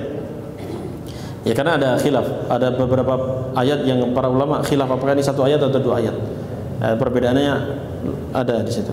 Jadi intinya mari kita programkan itu. Ini derajat kita di akhirat itu ditentukan dengan bacaan Al-Quran kita di dunia. Makanya tadarus Al-Quran itu jangan hanya di Ramadan saja. Ya sering kan di masyarakat semarak ya, habis tarawih itu tadarusan. Tapi habis Ramadan lupa lagi itu. Itu Quran di masjid itu sampai kalau bisa ngomong itu ngeluh dia. Ini orang kenalnya cuma Ramadan doang. Padahal Al-Quran itu mesti dibaca setiap hari. Baik. Lanjut atau udah? Tadi kata pertama bahwa malam Lailatul Qadar itu waktu yang sangat istimewa karena di situ diturunkan Al-Quran. Yang kedua, malam Lailatul Qadar adalah malam yang sangat agung sekali, di mana Allah Subhanahu wa taala sampai bertanya kepada Nabi Muhammad SAW tentang keagungannya. Wa ma adraka ma Lailatul Qadar? Tahukah engkau malam Lailatul Qadar itu apa? Nah, metode bertanya seperti ini maksudnya adalah untuk mengagungkan malam tersebut. Kalau sampai nggak tahu, wah kasihan. Makanya kita semarakan kepada masyarakat, coba ibu buat tulisan pendek tentang keutamaan malam Lailatul Qadar, sebar di grup keluarga, agar mereka juga ikut merasakan dan mendapatkan pahala malam Lailatul Qadar ini. Jadi ibu-ibu di sini mungkin ada berapa ini? Berapa ini? Panitia ada berapa dulu? 50-an taruhlah. Ibu tulis kesimpulan kajian ini, ibu sebarkan sehingga keluarga kita, saudara-saudara kita, kerabat-kerabat kita juga ikut bisa mengamalkan hal yang sama. Kita ingin bareng-bareng, ibu. Masuk surga pengen bareng-bareng atau sendiri? Bareng-bareng. Ibu ketika rekreasi, healing, jalan-jalan, pengen sendiri atau bareng-bareng? Bareng-bareng. Kan kita nggak enak ibu. Misalnya kita sudah di surga enak-enak, ada saudara kita mampir neraka, kan kasihan. Ya, makanya mari kita bersungguh-sungguh, ajak keluarga kita, ya, suami kita, anak-anak kita, saudara kita untuk bersama-sama menghidupkan malam 10 hari terakhir ini dan juga beramal soleh yang lainnya. Kemudian keutamaan yang ketiga, bahwa malam Lailatul Qadar tadi lebih baik daripada 1000 bulan. Ini pengulangan saja, tapi untuk menata aja. Yang keutamaan yang keempat, para malaikat betul-betul turun di saat malam Lailatul Qadar itu terjadi. Dan mereka tidak mungkin turun dari langit ke bumi kecuali dengan membawa rahmat, keberkahan dan kebaikan. Kemudian yang kelima, malam Lailatul Qadar itu adalah malam yang penuh dengan keselamatan, kesejahteraan. Sehingga orang-orang yang beriman, yang taat kepada Allah Subhanahu wa taala, mereka akan selamat dari neraka, selamat dari azab, selamat dari siksa Allah Subhanahu wa taala. Yang keenam, Allah Subhanahu wa taala menurunkan satu surat yang penuh untuk menjelaskan tentang malam tersebut. Dan surat ini sering dibaca oleh kaum muslimin dan suratnya pendek, anak-anak kita pun hafal. Ini menunjukkan apa? Keutamaan malam Lailatul Qadar. Jadi nggak sembarang malam itu Allah sebutkan dalam Al-Quran. Nama-nama orang pun nggak sembarangan Allah sebutkan, ya itu tidak? Ya, nama-nama orang yang Allah sebutkan dalam Al-Quran itu ada dua kemungkinan. Memang beliau adalah orang-orang yang sangat mulia sehingga Allah sebutkan. Ya, ada para nabi dan rasul Allah sebutkan. Ada orang-orang yang bukan nabi, bukan rasul tapi Allah sebutkan. Laki-laki, siapa itu? Luqman. Kenapa? Karena beliau sangat mulia. Allah sebutkan. Karena kemuliaan beliau. Satu-satunya perempuan yang Allah sebutkan dalam Al-Quran siapa? Maryam. Ada lagi yang lain? Asia, nama Asianya nggak ada. Cuman Imra'atu Fir'aun ada, istrinya Fir'aun gitu. Cuman namanya, spesifik namanya nggak ada. Tapi nama itu hanya Maryam. Ini silahkan tulis ibu. Kenapa Allah sebutkan hanya Maryam saja yang disebutkan dalam Al-Quran? Wanita kok hanya Maryam saja? Pertama karena Allah Subhanahu wa taala ingin memuliakan para wanita. Karena sejatinya wanita itu hendaknya dijaga, tidak diumbar kemana-mana. Yang kita hidup di zaman di mana wanita nggak punya apa? Rasa malu. Ya, buat video goyang-goyang seperti mana-mana. Nggak punya rasa apa? Rasa malu. Wal'iyadzubillah. Maka alhamdulillah ketika ibu-ibu Allah berikan hidayah untuk mengenal agama Islam dengan baik dan benar, ibu amalkan, ibu jaga diri ibu, maka ini kenikmatan yang luar biasa harus kita jaga. Ya, tadi pertama karena Allah ingin menjaga para wanita, sehingga nggak semua wanita itu Allah sebutkan dalam Al-Quran. Lalu yang kedua, kenapa Allah Subhanahu wa taala sebutkan Maryam saja? Karena untuk membantah orang-orang siapa? Yahudi dan Nasrani. Allah Subhanahu wa taala bahkan menyebut kisah Maryam itu dengan satu surat yang namanya adalah nama beliau. Pernah baca, Bu? Iya. Ayo, sekarang sudah tanggal 16 harus sudah masuk ini mestinya. Kalau satu hari satu juz nih mestinya sudah mulai masuk. Maryam, surat Maryam itu surat setelah surat apa? Al-Kahfi. Ibu-ibu kalau hari Jumat Al-Kahfian, habis itu kan ada Maryam. Nah, itu di satu surat kisah jelas. Di situ dijelaskan bahwa kan gini, orang Yahudi menuduh Maryam ini apa? Berzina. Sehingga Nabi Isa disebut anak apa? Zina. Sementara Nasrani menyebut Maryam ini siapa? Bunda Maria. Untuk apa maksudnya? Disembah sama dia. Sebagai dia apa namanya? Istrinya siapa? Tuhan, istrinya Allah. Waliyadzubillah. Ibundanya Tuhan, ibundanya apa? Yesus. Jadi kan kontradiksi. Ya, kontradiksi ini tuduhan-tuduhan. Dan Allah Subhanahu wa taala jelaskan bahwa Maryam adalah manusia biasa. Maryam adalah manusia biasa yang salihah, yang Allah sebutkan, Allah muliakan beliau.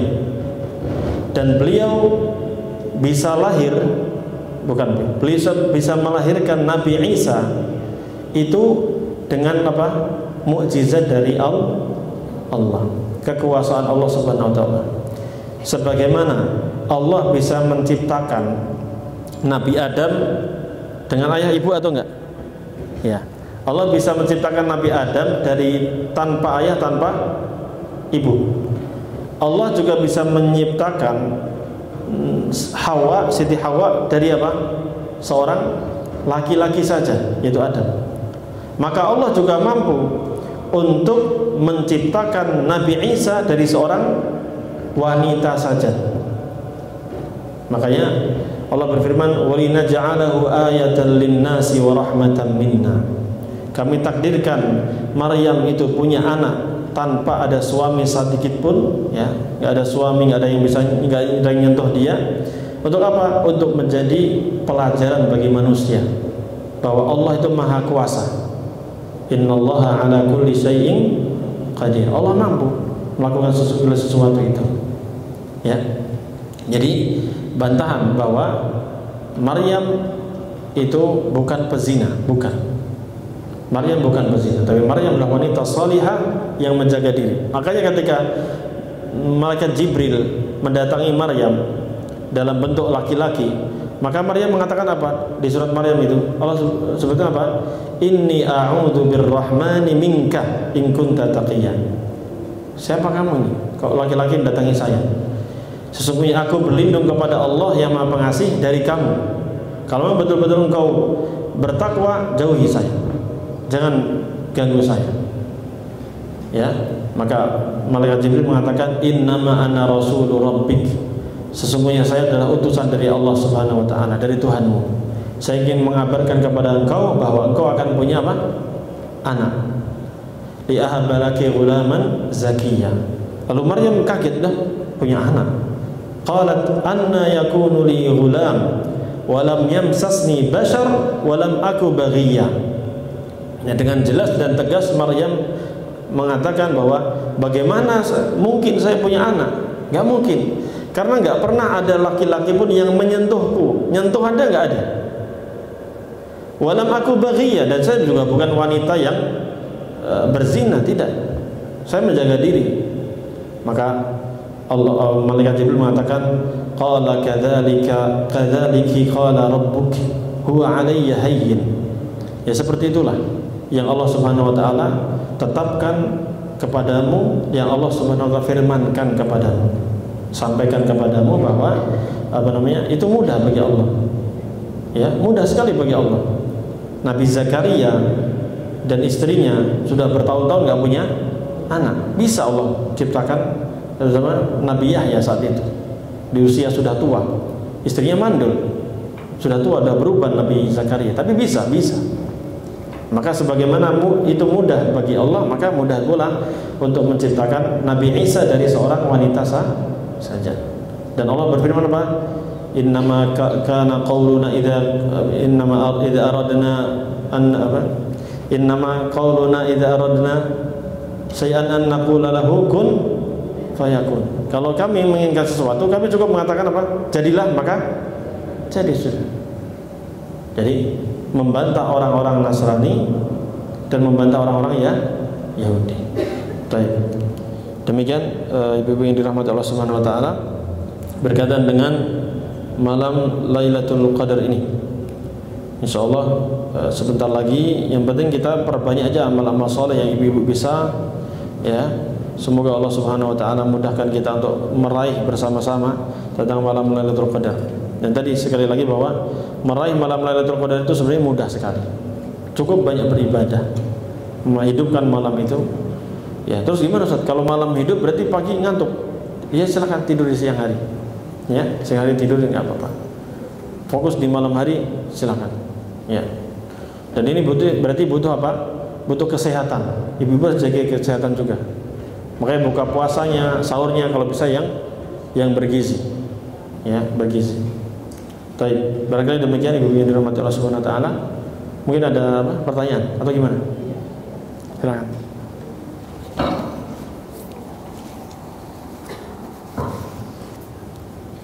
Masya Allah, jazakumullah khairan. Kami ucapkan kepada Ustaz Ahmad Saifullah atas pemaparan materinya. Mungkin ibu-ibu ada yang ingin ditanyakan?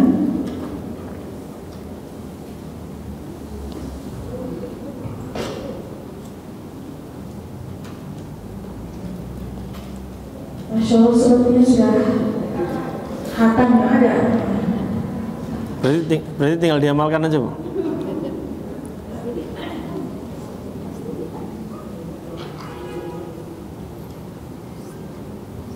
Terima kasih. Saya coba bertanya ya Pak Ustadz, daripada gak ada yang nanya gitu, mungkin pertanyaan saya ini pertanyaannya awam bagi saya ya Pak Ustadz. Pertanyaan saya itu di malam Lailatul Qadar itu kan 10 hari terakhir ya Pak Ustadz. Nah kadang-kadang kan tuh orang berpikir kita datangnya untuk itikaf aja untuk di malam ganjil ya Pak Ustadz ya. Itu gimana ya Pak Ustadz? Kadang-kadang kalau kita orang semua pada milih pada malam ganjil itu yang benar tuh ya kurang ramai atau agak sepi dibandingkan itu gimana ya Pak Ustadz hukumnya apabila saya datang hanya di malam ganjil saja. Terus yang kedua mungkin Pak Ustadz apakah istimewaannya yang paling istimewa itu di Lailatul Qadar sama di malam nisfu Sa'ban, itu yang keutamaannya Pak. Saya tanyakan, terima kasih. Baik. Baik. Bismillah. Baik, pertanyaannya bahwa bagaimana dengan sikap seseorang yang hanya memilih pada malam-malam apa? Yang ganjil.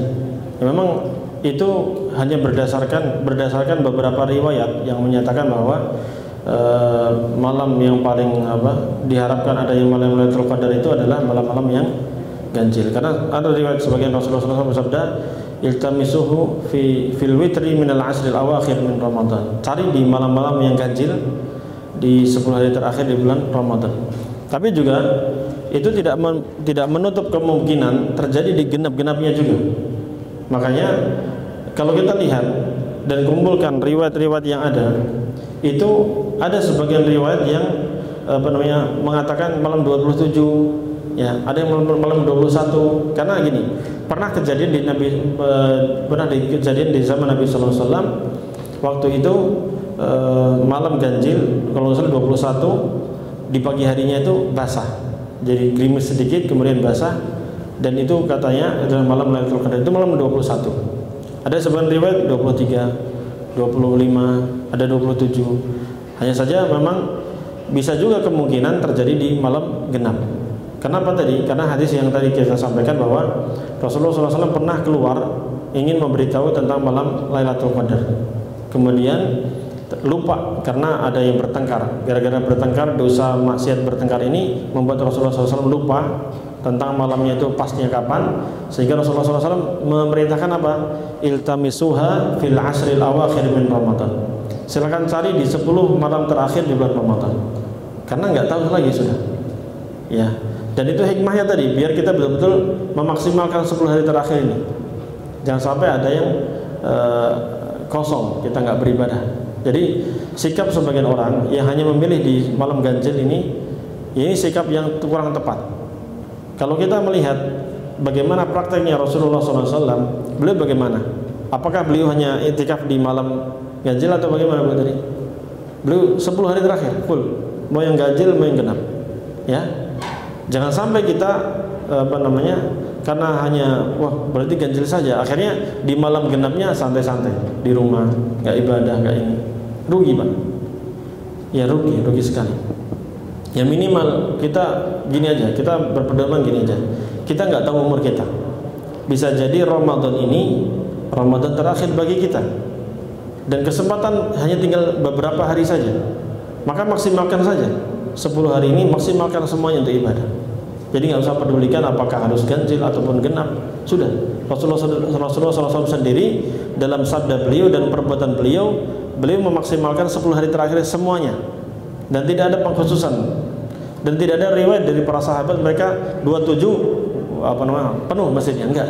Semuanya di malam, semua malam. Seperti itu. Kemudian, mana yang lebih utama, malam Lailatul Qadar atau malam Lailatul Nisfi min Sya'ban? Ya, yang lebih utama adalah malam Lailatul Qadar. Malam Nisfu Sya'ban, apakah ada keutamaannya? Ada. Disebutkan hadis yang sahih, Rasulullah SAW bersabda, "Innallaha la yattali'u fi lailatin nisfi min Sya'ban ala khalqihi fayaghfiru li jami'i khalqihi illa li musyrikin wa musahin." Kurang lebih lafaznya demikian. Sesungguhnya di malam nisfu Sya'ban, malam pertengahan Sya'ban itu, Allah akan melihat kepada seluruh hambanya, dan Allah akan ampuni semua hambanya kecuali 2 orang.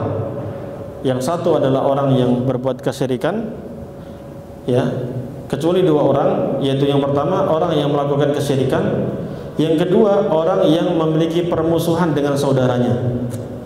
2 orang ini Allah tidak akan ampuni. Orang yang berbuat syirik nggak bakal Allah ampuni. Orang yang punya permusuhan dengan saudaranya, ya, itu Allah tidak akan ampuni sampai keduanya damai. Nah, itu saja keutamaan malam nisfu Sya'ban yang hadisnya sahih. Adapun hadis-hadis yang lain, riwayat-riwayat lain tentang amalan khusus di malam tersebut, maka silahkan dicari riwayatnya. Kalau itu dhaif, lemah, bahkan mungkin palsu, silahkan ditinggalkan. Tapi kalau ada hadis yang sahih, ya silahkan amalkan. Tapi setahu saya yang sahih hanya yang tadi itu, bahwa nggak ada amalan khusus di malam nisfu Sya'ban kecuali 2, meninggalkan kesyirikan dan meninggalkan apa? Permusuhan. Maka ibu-ibu jangan jangan musuh-musuhan, urusan apalah macam-macam lah. Itu jangan sampai terjadi permusuhan. Kalau ada yang memusuhi kita, maafkan. Dari sekarang maafkan. Allah Subhanahu wa taala Maha Pemaaf, dan Allah akan memaafkan hamba yang suka memaafkan. Dan ciri-ciri orang yang bertakwa, kita nih puasa ini tujuannya apa?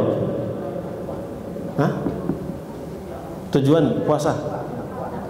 Ya, agar mendapat derajat takwa. La'allakum tattaqun, agar kalian mendapatkan derajat takwa. Ciri orang-orang bertakwa, pernah baca ciri-cirinya, Bu? Siapa yang sekarang tadarusnya sudah sampai Ali Imran? Ini kalau belum sampai berarti belum baca Sudah hatam? Oh, bareng-bareng hatam? Masya Allah. Kalau sendiri belum? Tapi gini, Bu, kalau seandainya ibu-ibu tadarusan, nih saran aja. Kalau tadarusan, biar semuanya pahalanya sama, itu kalau satu baca, yang lain dengerin, jangan yang lain main HP. Itu kenapa? Karena kalau ibu nggak dengerin, maka nggak dapat pahala menyimak, ya. Yang ada malah dapat pahala share tulisan HP. Tapi ciri-ciri orang bertakwa itu Allah sebutkan dalam surat Ali Imran. Wasari'u ila maghfiratin min rabbikum wa jannatin 'arduha as-samawati wal ard u'iddat lil muttaqin. Bersegeralah kalian menuju ampunan Tuhan kalian dan menuju surga yang luasnya seluas langit dan bumi. Allah siapkan surga itu untuk siapa? Orang-orang yang bertakwa. Nah, setelah itu Allah sebutkan ciri-cirinya.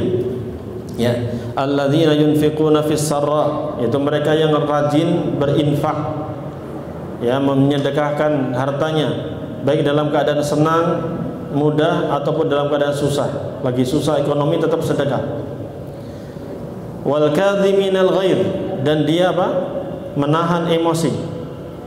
Kadang lagi ngobrol, namanya juga obrolan, kadang bentak-bentak dan seterusnya. Hati-hati, jangan sampai emosi. Tahan emosi. Marah itu wajar, tabiat manusia marah, tapi yang terbaik adalah tahan. Jangan sampai keluar kata-kata, jangan sampai melempar piring, memecah kaca, ya nanti nyesel, habis itu beli lagi. kadhiminal ghaidh wal 'afina 'anil nas. Dan ciri orang-orang yang bertakwa tadi apa? Mudah memaafkan kesalahan manusia. Nah ini kalau malam melalui 10 Sya'ban itu harus hilangkan kesyirikan, hilangkan apa? Permusuhan.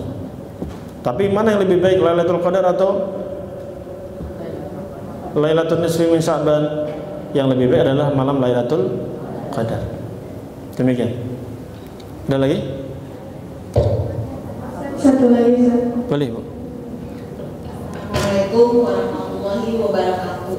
Saya mau menanyakan Pak Ustaz, apakah seseorang yang selalu menunjukkan kebaikan dan sedekahnya di masyarakat dan sebagai orang soleh, apakah diterima pahalanya sama Allah, sementara suka berkata kasar dan sikapnya dengan lawan jenis suka menggoda? Terima kasih Pak Ustaz.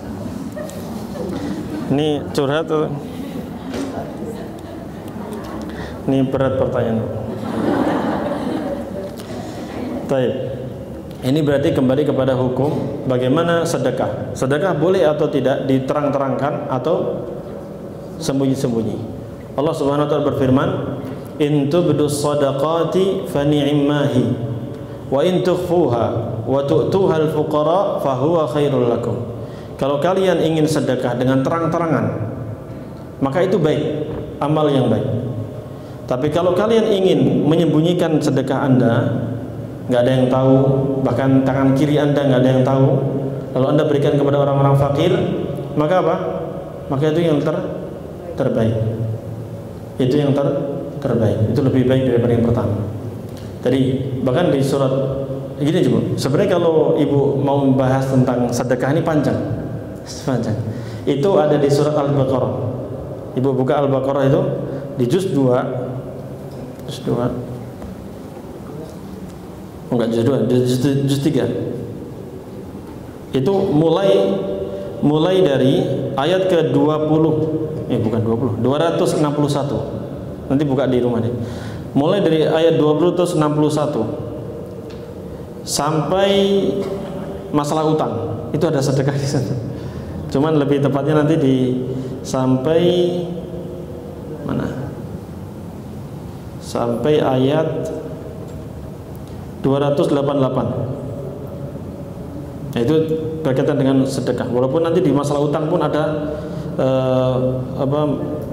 untuk sedekah juga ada. Di 280 itu ada tentang sedekah juga. Kalau ada orang utang kepada kita susahan, daripada nagih-nagih kita marah-marah, sedekahin aja, itu silahkan kalau mau. Itu lebih baik. Nah, sedekah itu banyak di Al-Qur'an ini, Bu. Yang saya baca tadi itu di surat Al-Baqarah ayat 271. In tubdus shadaqati fa ni'mahi. Kalau kalian sedekah dengan terang-terangan, ya, dilihat oleh orang lain, maka itu bagus. Tapi kalau kalian sembunyikan dan kalian berikan kepada orang fakir, itu juga lebih baik. Nah, kok boleh atau tidak tadi terang-terangan? Boleh. Tapi jangan sampai riya. Nah, cuman masalahnya gini, Bu, ini kan yang melakukan orang lain, ya kan? Yang tahu hati dia siapa? Ya dia dengan Allah Subhanahu wa taala. Jangan sampai kita suudzon. Wah, riya tuh, pamer tuh, misalnya. Enggak. Bisa jadi orang itu sedekah, dia terang-terangan, dilihat orang lain untuk apa? Ngajak orang lain, memotivasi orang lain. Dan pernah suatu hari Rasulullah SAW kedatangan orang Arab Badui, compang-camping, bajunya kumel, kemudian beliau kasihan sama beliau. Lalu Rasulullah SAW menawarkan para sahabat, siapa yang mau sedekah untuk orang ini? Masih baju kah atau apa, silakan. Nggak ada yang gerak. Ngomong lagi beliau, siapa yang mau sedekah? Lalu tibalah datang seseorang bawa sekantong dirham saat itu, dibawa dikasihkan ke dia. Lalu orang lain, itu kan terang-terangan, dilihat sama Rasulullah, dilihat sama para sahabat. Lalu para sahabat yang lain pun mulai pulang ngambil barang kasihkan. Bahkan di situ Rasulullah SAW sangat bangga dengan orang ini. Beliau mengatakan, man sanna fil islami sunnatan hasanah falahu ajruha wa ajru man amila biha. Siapa yang memulai melakukan kebaikan dalam agama Islam dengan kebiasaan yang baik, maka dia akan mendapatkan pahala kebaikan itu dan juga pahala orang yang mengikutinya. Berarti di sini boleh terang-terangan atau tidak? Boleh. Sembunyi-sembunyi ada keutamanya atau tidak? Ada. Tadi di ayatnya itu lebih baik bagi kalian. Di hadis yang lain, misalnya Rasulullah SAW bersabda, ada 7 golongan yang akan Allah naungi di hari kiamat. Pernah dengar Ibu ya? Di hari tidak ada naungan kecuali naungan siapa? Allah. Nanti di hari kiamat kita semua kumpul di mana? Padang mahsyar. Ada AC enggak?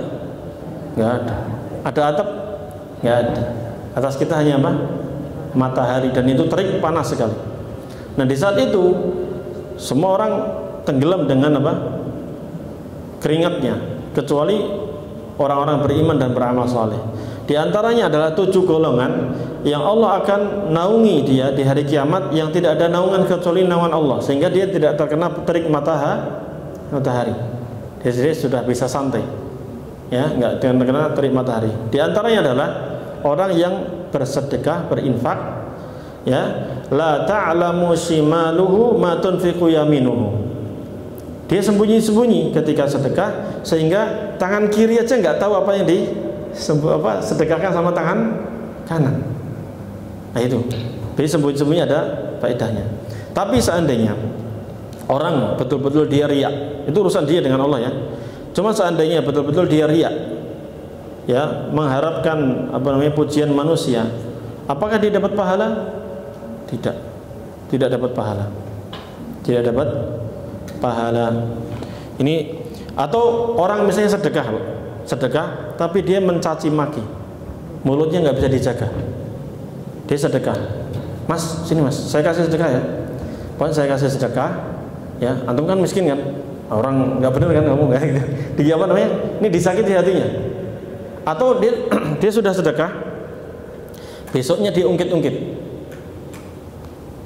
Antum kan sudah saya sedekahin, kamu sudah saya bantu gini-gini. Kenapa kamu nggak bela saya? Bukannya kamu sudah kasih saya, atau antum cerita ke mana-mana. Itu diterima atau tidak? Enggak, Allah nggak terima.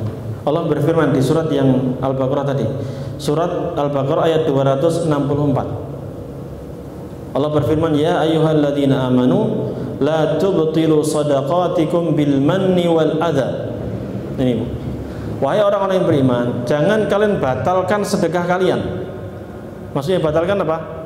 Hancurkan pahalanya. Kalau sedekahnya udah dikasih orang, udah hilang. Makanannya apa, snacknya apa, sudah dikasihkan. Cuman pahalanya batal, habis. Jangan kalian habiskan, jangan kalian batalkan sedekah kalian dengan apa? Bilman, dengan mengungkit-ungkit, disebut-sebut. Oh, saya sudah nyumbang sana Mas. Itu, kamu kan sudah saya sumbangkan kemarin gini-gini. Diungkit terus tuh, diceritain. Setiap ketemu cerita lagi. Terus habis nih Pak. Ya. Wal adza, atau dengan apa? Menyakiti perasaan orang yang menerima. Kamu orang miskin, sini, kamu kasih. Waduh. Ini Pak, menyakiti. Enggak boleh. Ya. Kalladzi yunfiqu malahu ria'an nas wa la yu'minu billahi wal yaumil akhir. Ini sama, orang seperti ini sama seperti orang yang menafkahkan hartanya karena riak kepada manusia tadi. Pengen dia apa? Pengen dipuji sama manusia, pengen dianggap ini orang dermawan, orang paling mulia, orang paling kaya, dan seterusnya.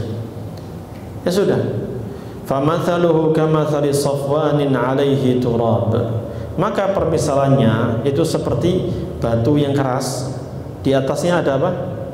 Ada tanah. Batunya licin, ada tanah di depan, di atasnya pasir lah. Fa asabahu wabilun fatarakahu salda. Batu kalau licin, lalu ada pasir, kena air, kemana kira-kira apa pasirnya Bu? Hilang. Bersih atau enggak? Bersih. Berarti pahalanya ada atau tidak? Enggak ada, bersih.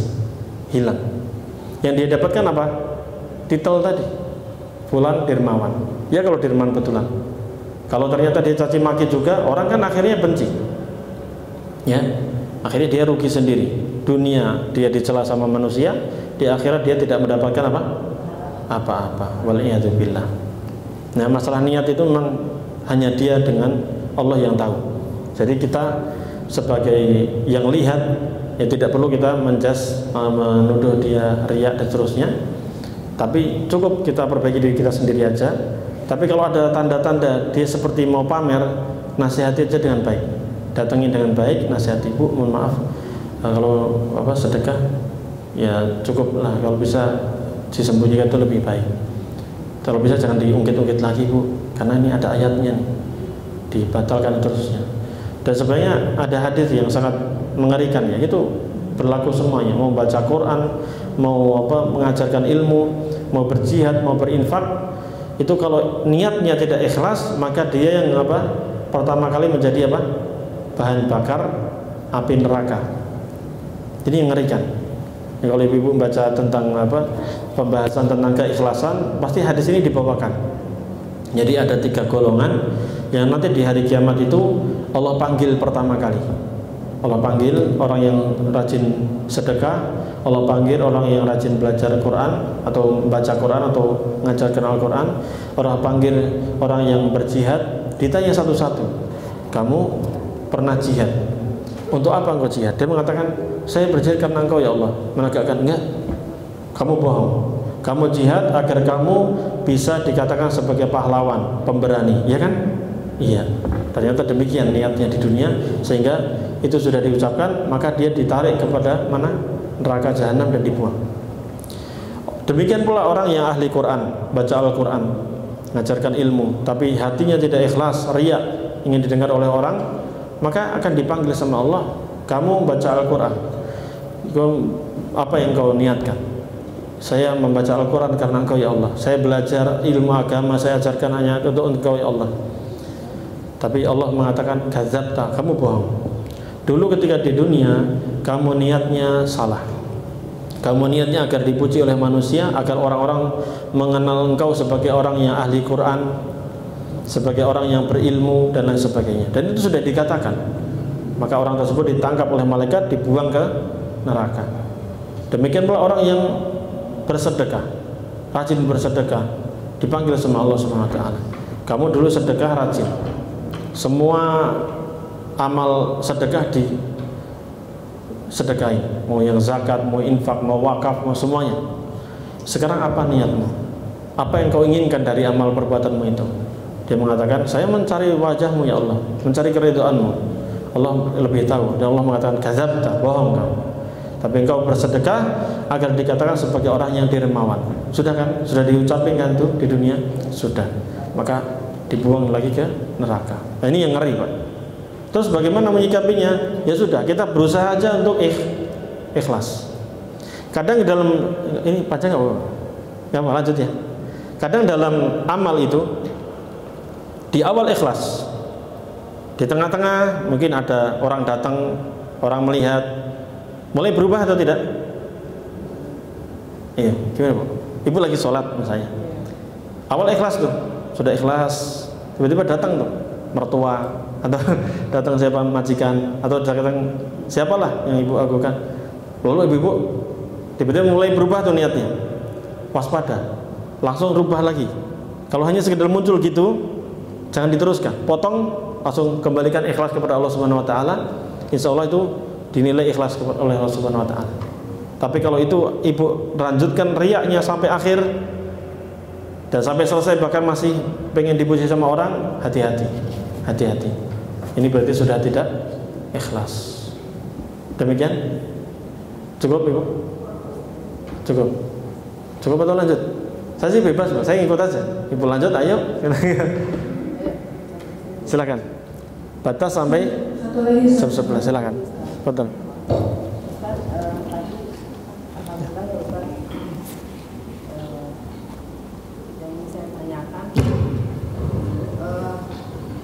Ciri-ciri orang yang bertakwa, ciri-ciri orang-orang yang solehah. Yang ingin saya tanyakan Ustaz, adakah barangkali korelasi ya hubungan antara itikaf, seseorang mendapatkan malam Lailatul Qadar, kemudian apakah ada salah satu atau beberapa ciri dari orang tersebut, dari karakter dan sebagainya, ada nggak perubahan?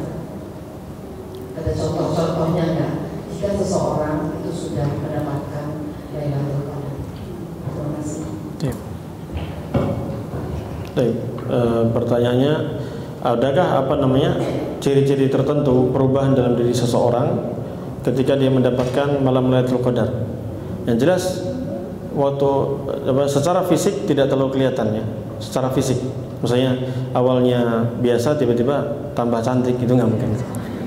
Itu harus make up dulu atau laki-laki gitu. Nggak ada perubahan secara fisik, nggak ada. Cuman kalau perubahan secara amaliyahnya, kehidupan dia bisa jadi. Karena di antara ciri-ciri diterimanya amal ibadah seseorang itu adalah Allah bukakan dia amal berikutnya. Gitu. Demikian pula kemaksiatan, sebagaimana kemaksiatan itu akan mengajak kepada maksiat yang lain, membuka pintu maksiat yang lain, demikian pula ketaatan. Ketaatan itu akan membuka pintu ketaatan yang lainnya. Sehingga seperti itu. Para ulama mengatakan bahwa di antara tanda bahwa Allah terima amalan seseorang adalah Allah akan berikan hidayah dia untuk bisa mengamalkan amalan tersebut dan ditambah dengan amalan yang lainnya. Allah Subhanahu wa taala berfirman, "Walladzina ihtadaw zadahum huda wa atahum taqwahum." Dan orang-orang yang selalu berada dalam hidayah, selalu menjalankan ketaatan kepada Allah Subhanahu wa taala, maka Allah akan tambah hidayah kepada dia dan Allah akan tambah ketakwaan kepada dia. Ya seperti itu. Maka memang ketika kita masuk bulan Ramadan, lalu selesai di bulan Ramadan ada perubahan dalam diri kita, maka bersyukurlah kepada Allah Subhanahu wa taala. Itu tandanya Allah menerima amal soleh kita. Tapi kalau setelah masuk bulan Ramadan, selesai Ramadan, kok kayaknya nggak ada perkembangan dalam diri kita, justru malah maksiat semakin jalan, semakin lancar, hati-hati, waspada. Banyak-banyak beristighfar, minta ampun kepada Allah Subhanahu wa taala dan minta hidayah, bimbingan dari Allah Subhanahu wa taala agar Allah mengampuni dosa-dosa kita. Mungkin selama ini banyak maksiat yang belum bisa kita tinggalkan. Makanya marilah kita bertekad di bulan Ramadan ini untuk melakukan perubahan dalam diri kita, untuk menjadi hamba yang lebih baik. Hal-hal yang dahulu kita lakukan, biasa kita lakukan, dan itu tahu kita itu adalah perbuatan buruk, maka tinggalkan. Dan kalau itu berat, misalnya ibu meninggalkan kebiasaan berat, biasanya ngobrol gunjing terus misalnya, atau hal-hal yang lain lah, berat ibu tinggalkan, ya, maka minta tolong hari ini. Dari hari ini mulai sampai nanti akhir Ramadan banyak doa kepada Allah, minta tolong dengan bahasa Indonesia bebas. Jadi doa ibu-ibu sekalian, kalau di luar sholat itu bebas, mau pakai bahasa apapun bebas. Minta aja kepada Allah agar Allah membimbing kita semuanya. Demikian barangkali. Semoga yang sedikit bermanfaat, dan saya berdoa kepada Allah Subhanahu wa taala semoga Allah Subhanahu wa taala memberikan kepada kita panjang umur dalam ketaatan kepadanya. Semoga Allah Subhanahu wa taala berikan kepada kita hidayah, taufik, bimbingan, ilmu yang bermanfaat bisa kita amalkan dalam kehidupan sehari-hari, dan semoga Allah Subhanahu wa taala menerima amal soleh yang kita lakukan dan mengampuni semua dosa-dosa kita, dan Allah Subhanahu wa taala wafatkan kita dalam keadaan husnul khatimah sebagaimana Allah Subhanahu wa taala kumpulkan kita di majlis ilmu ini, taman-taman surga ini. Maka semoga Allah Subhanahu wa taala kumpulkan kita juga di surga yang kekal abadi di akhirat kelak. Demikian yang bisa kita sampaikan. Tutup, subhanakallahumma wa bihamdika asyhadu an la ilaha illa anta astaghfiruka wa atubu ilaik. Wassalamualaikum warahmatullahi wabarakatuh.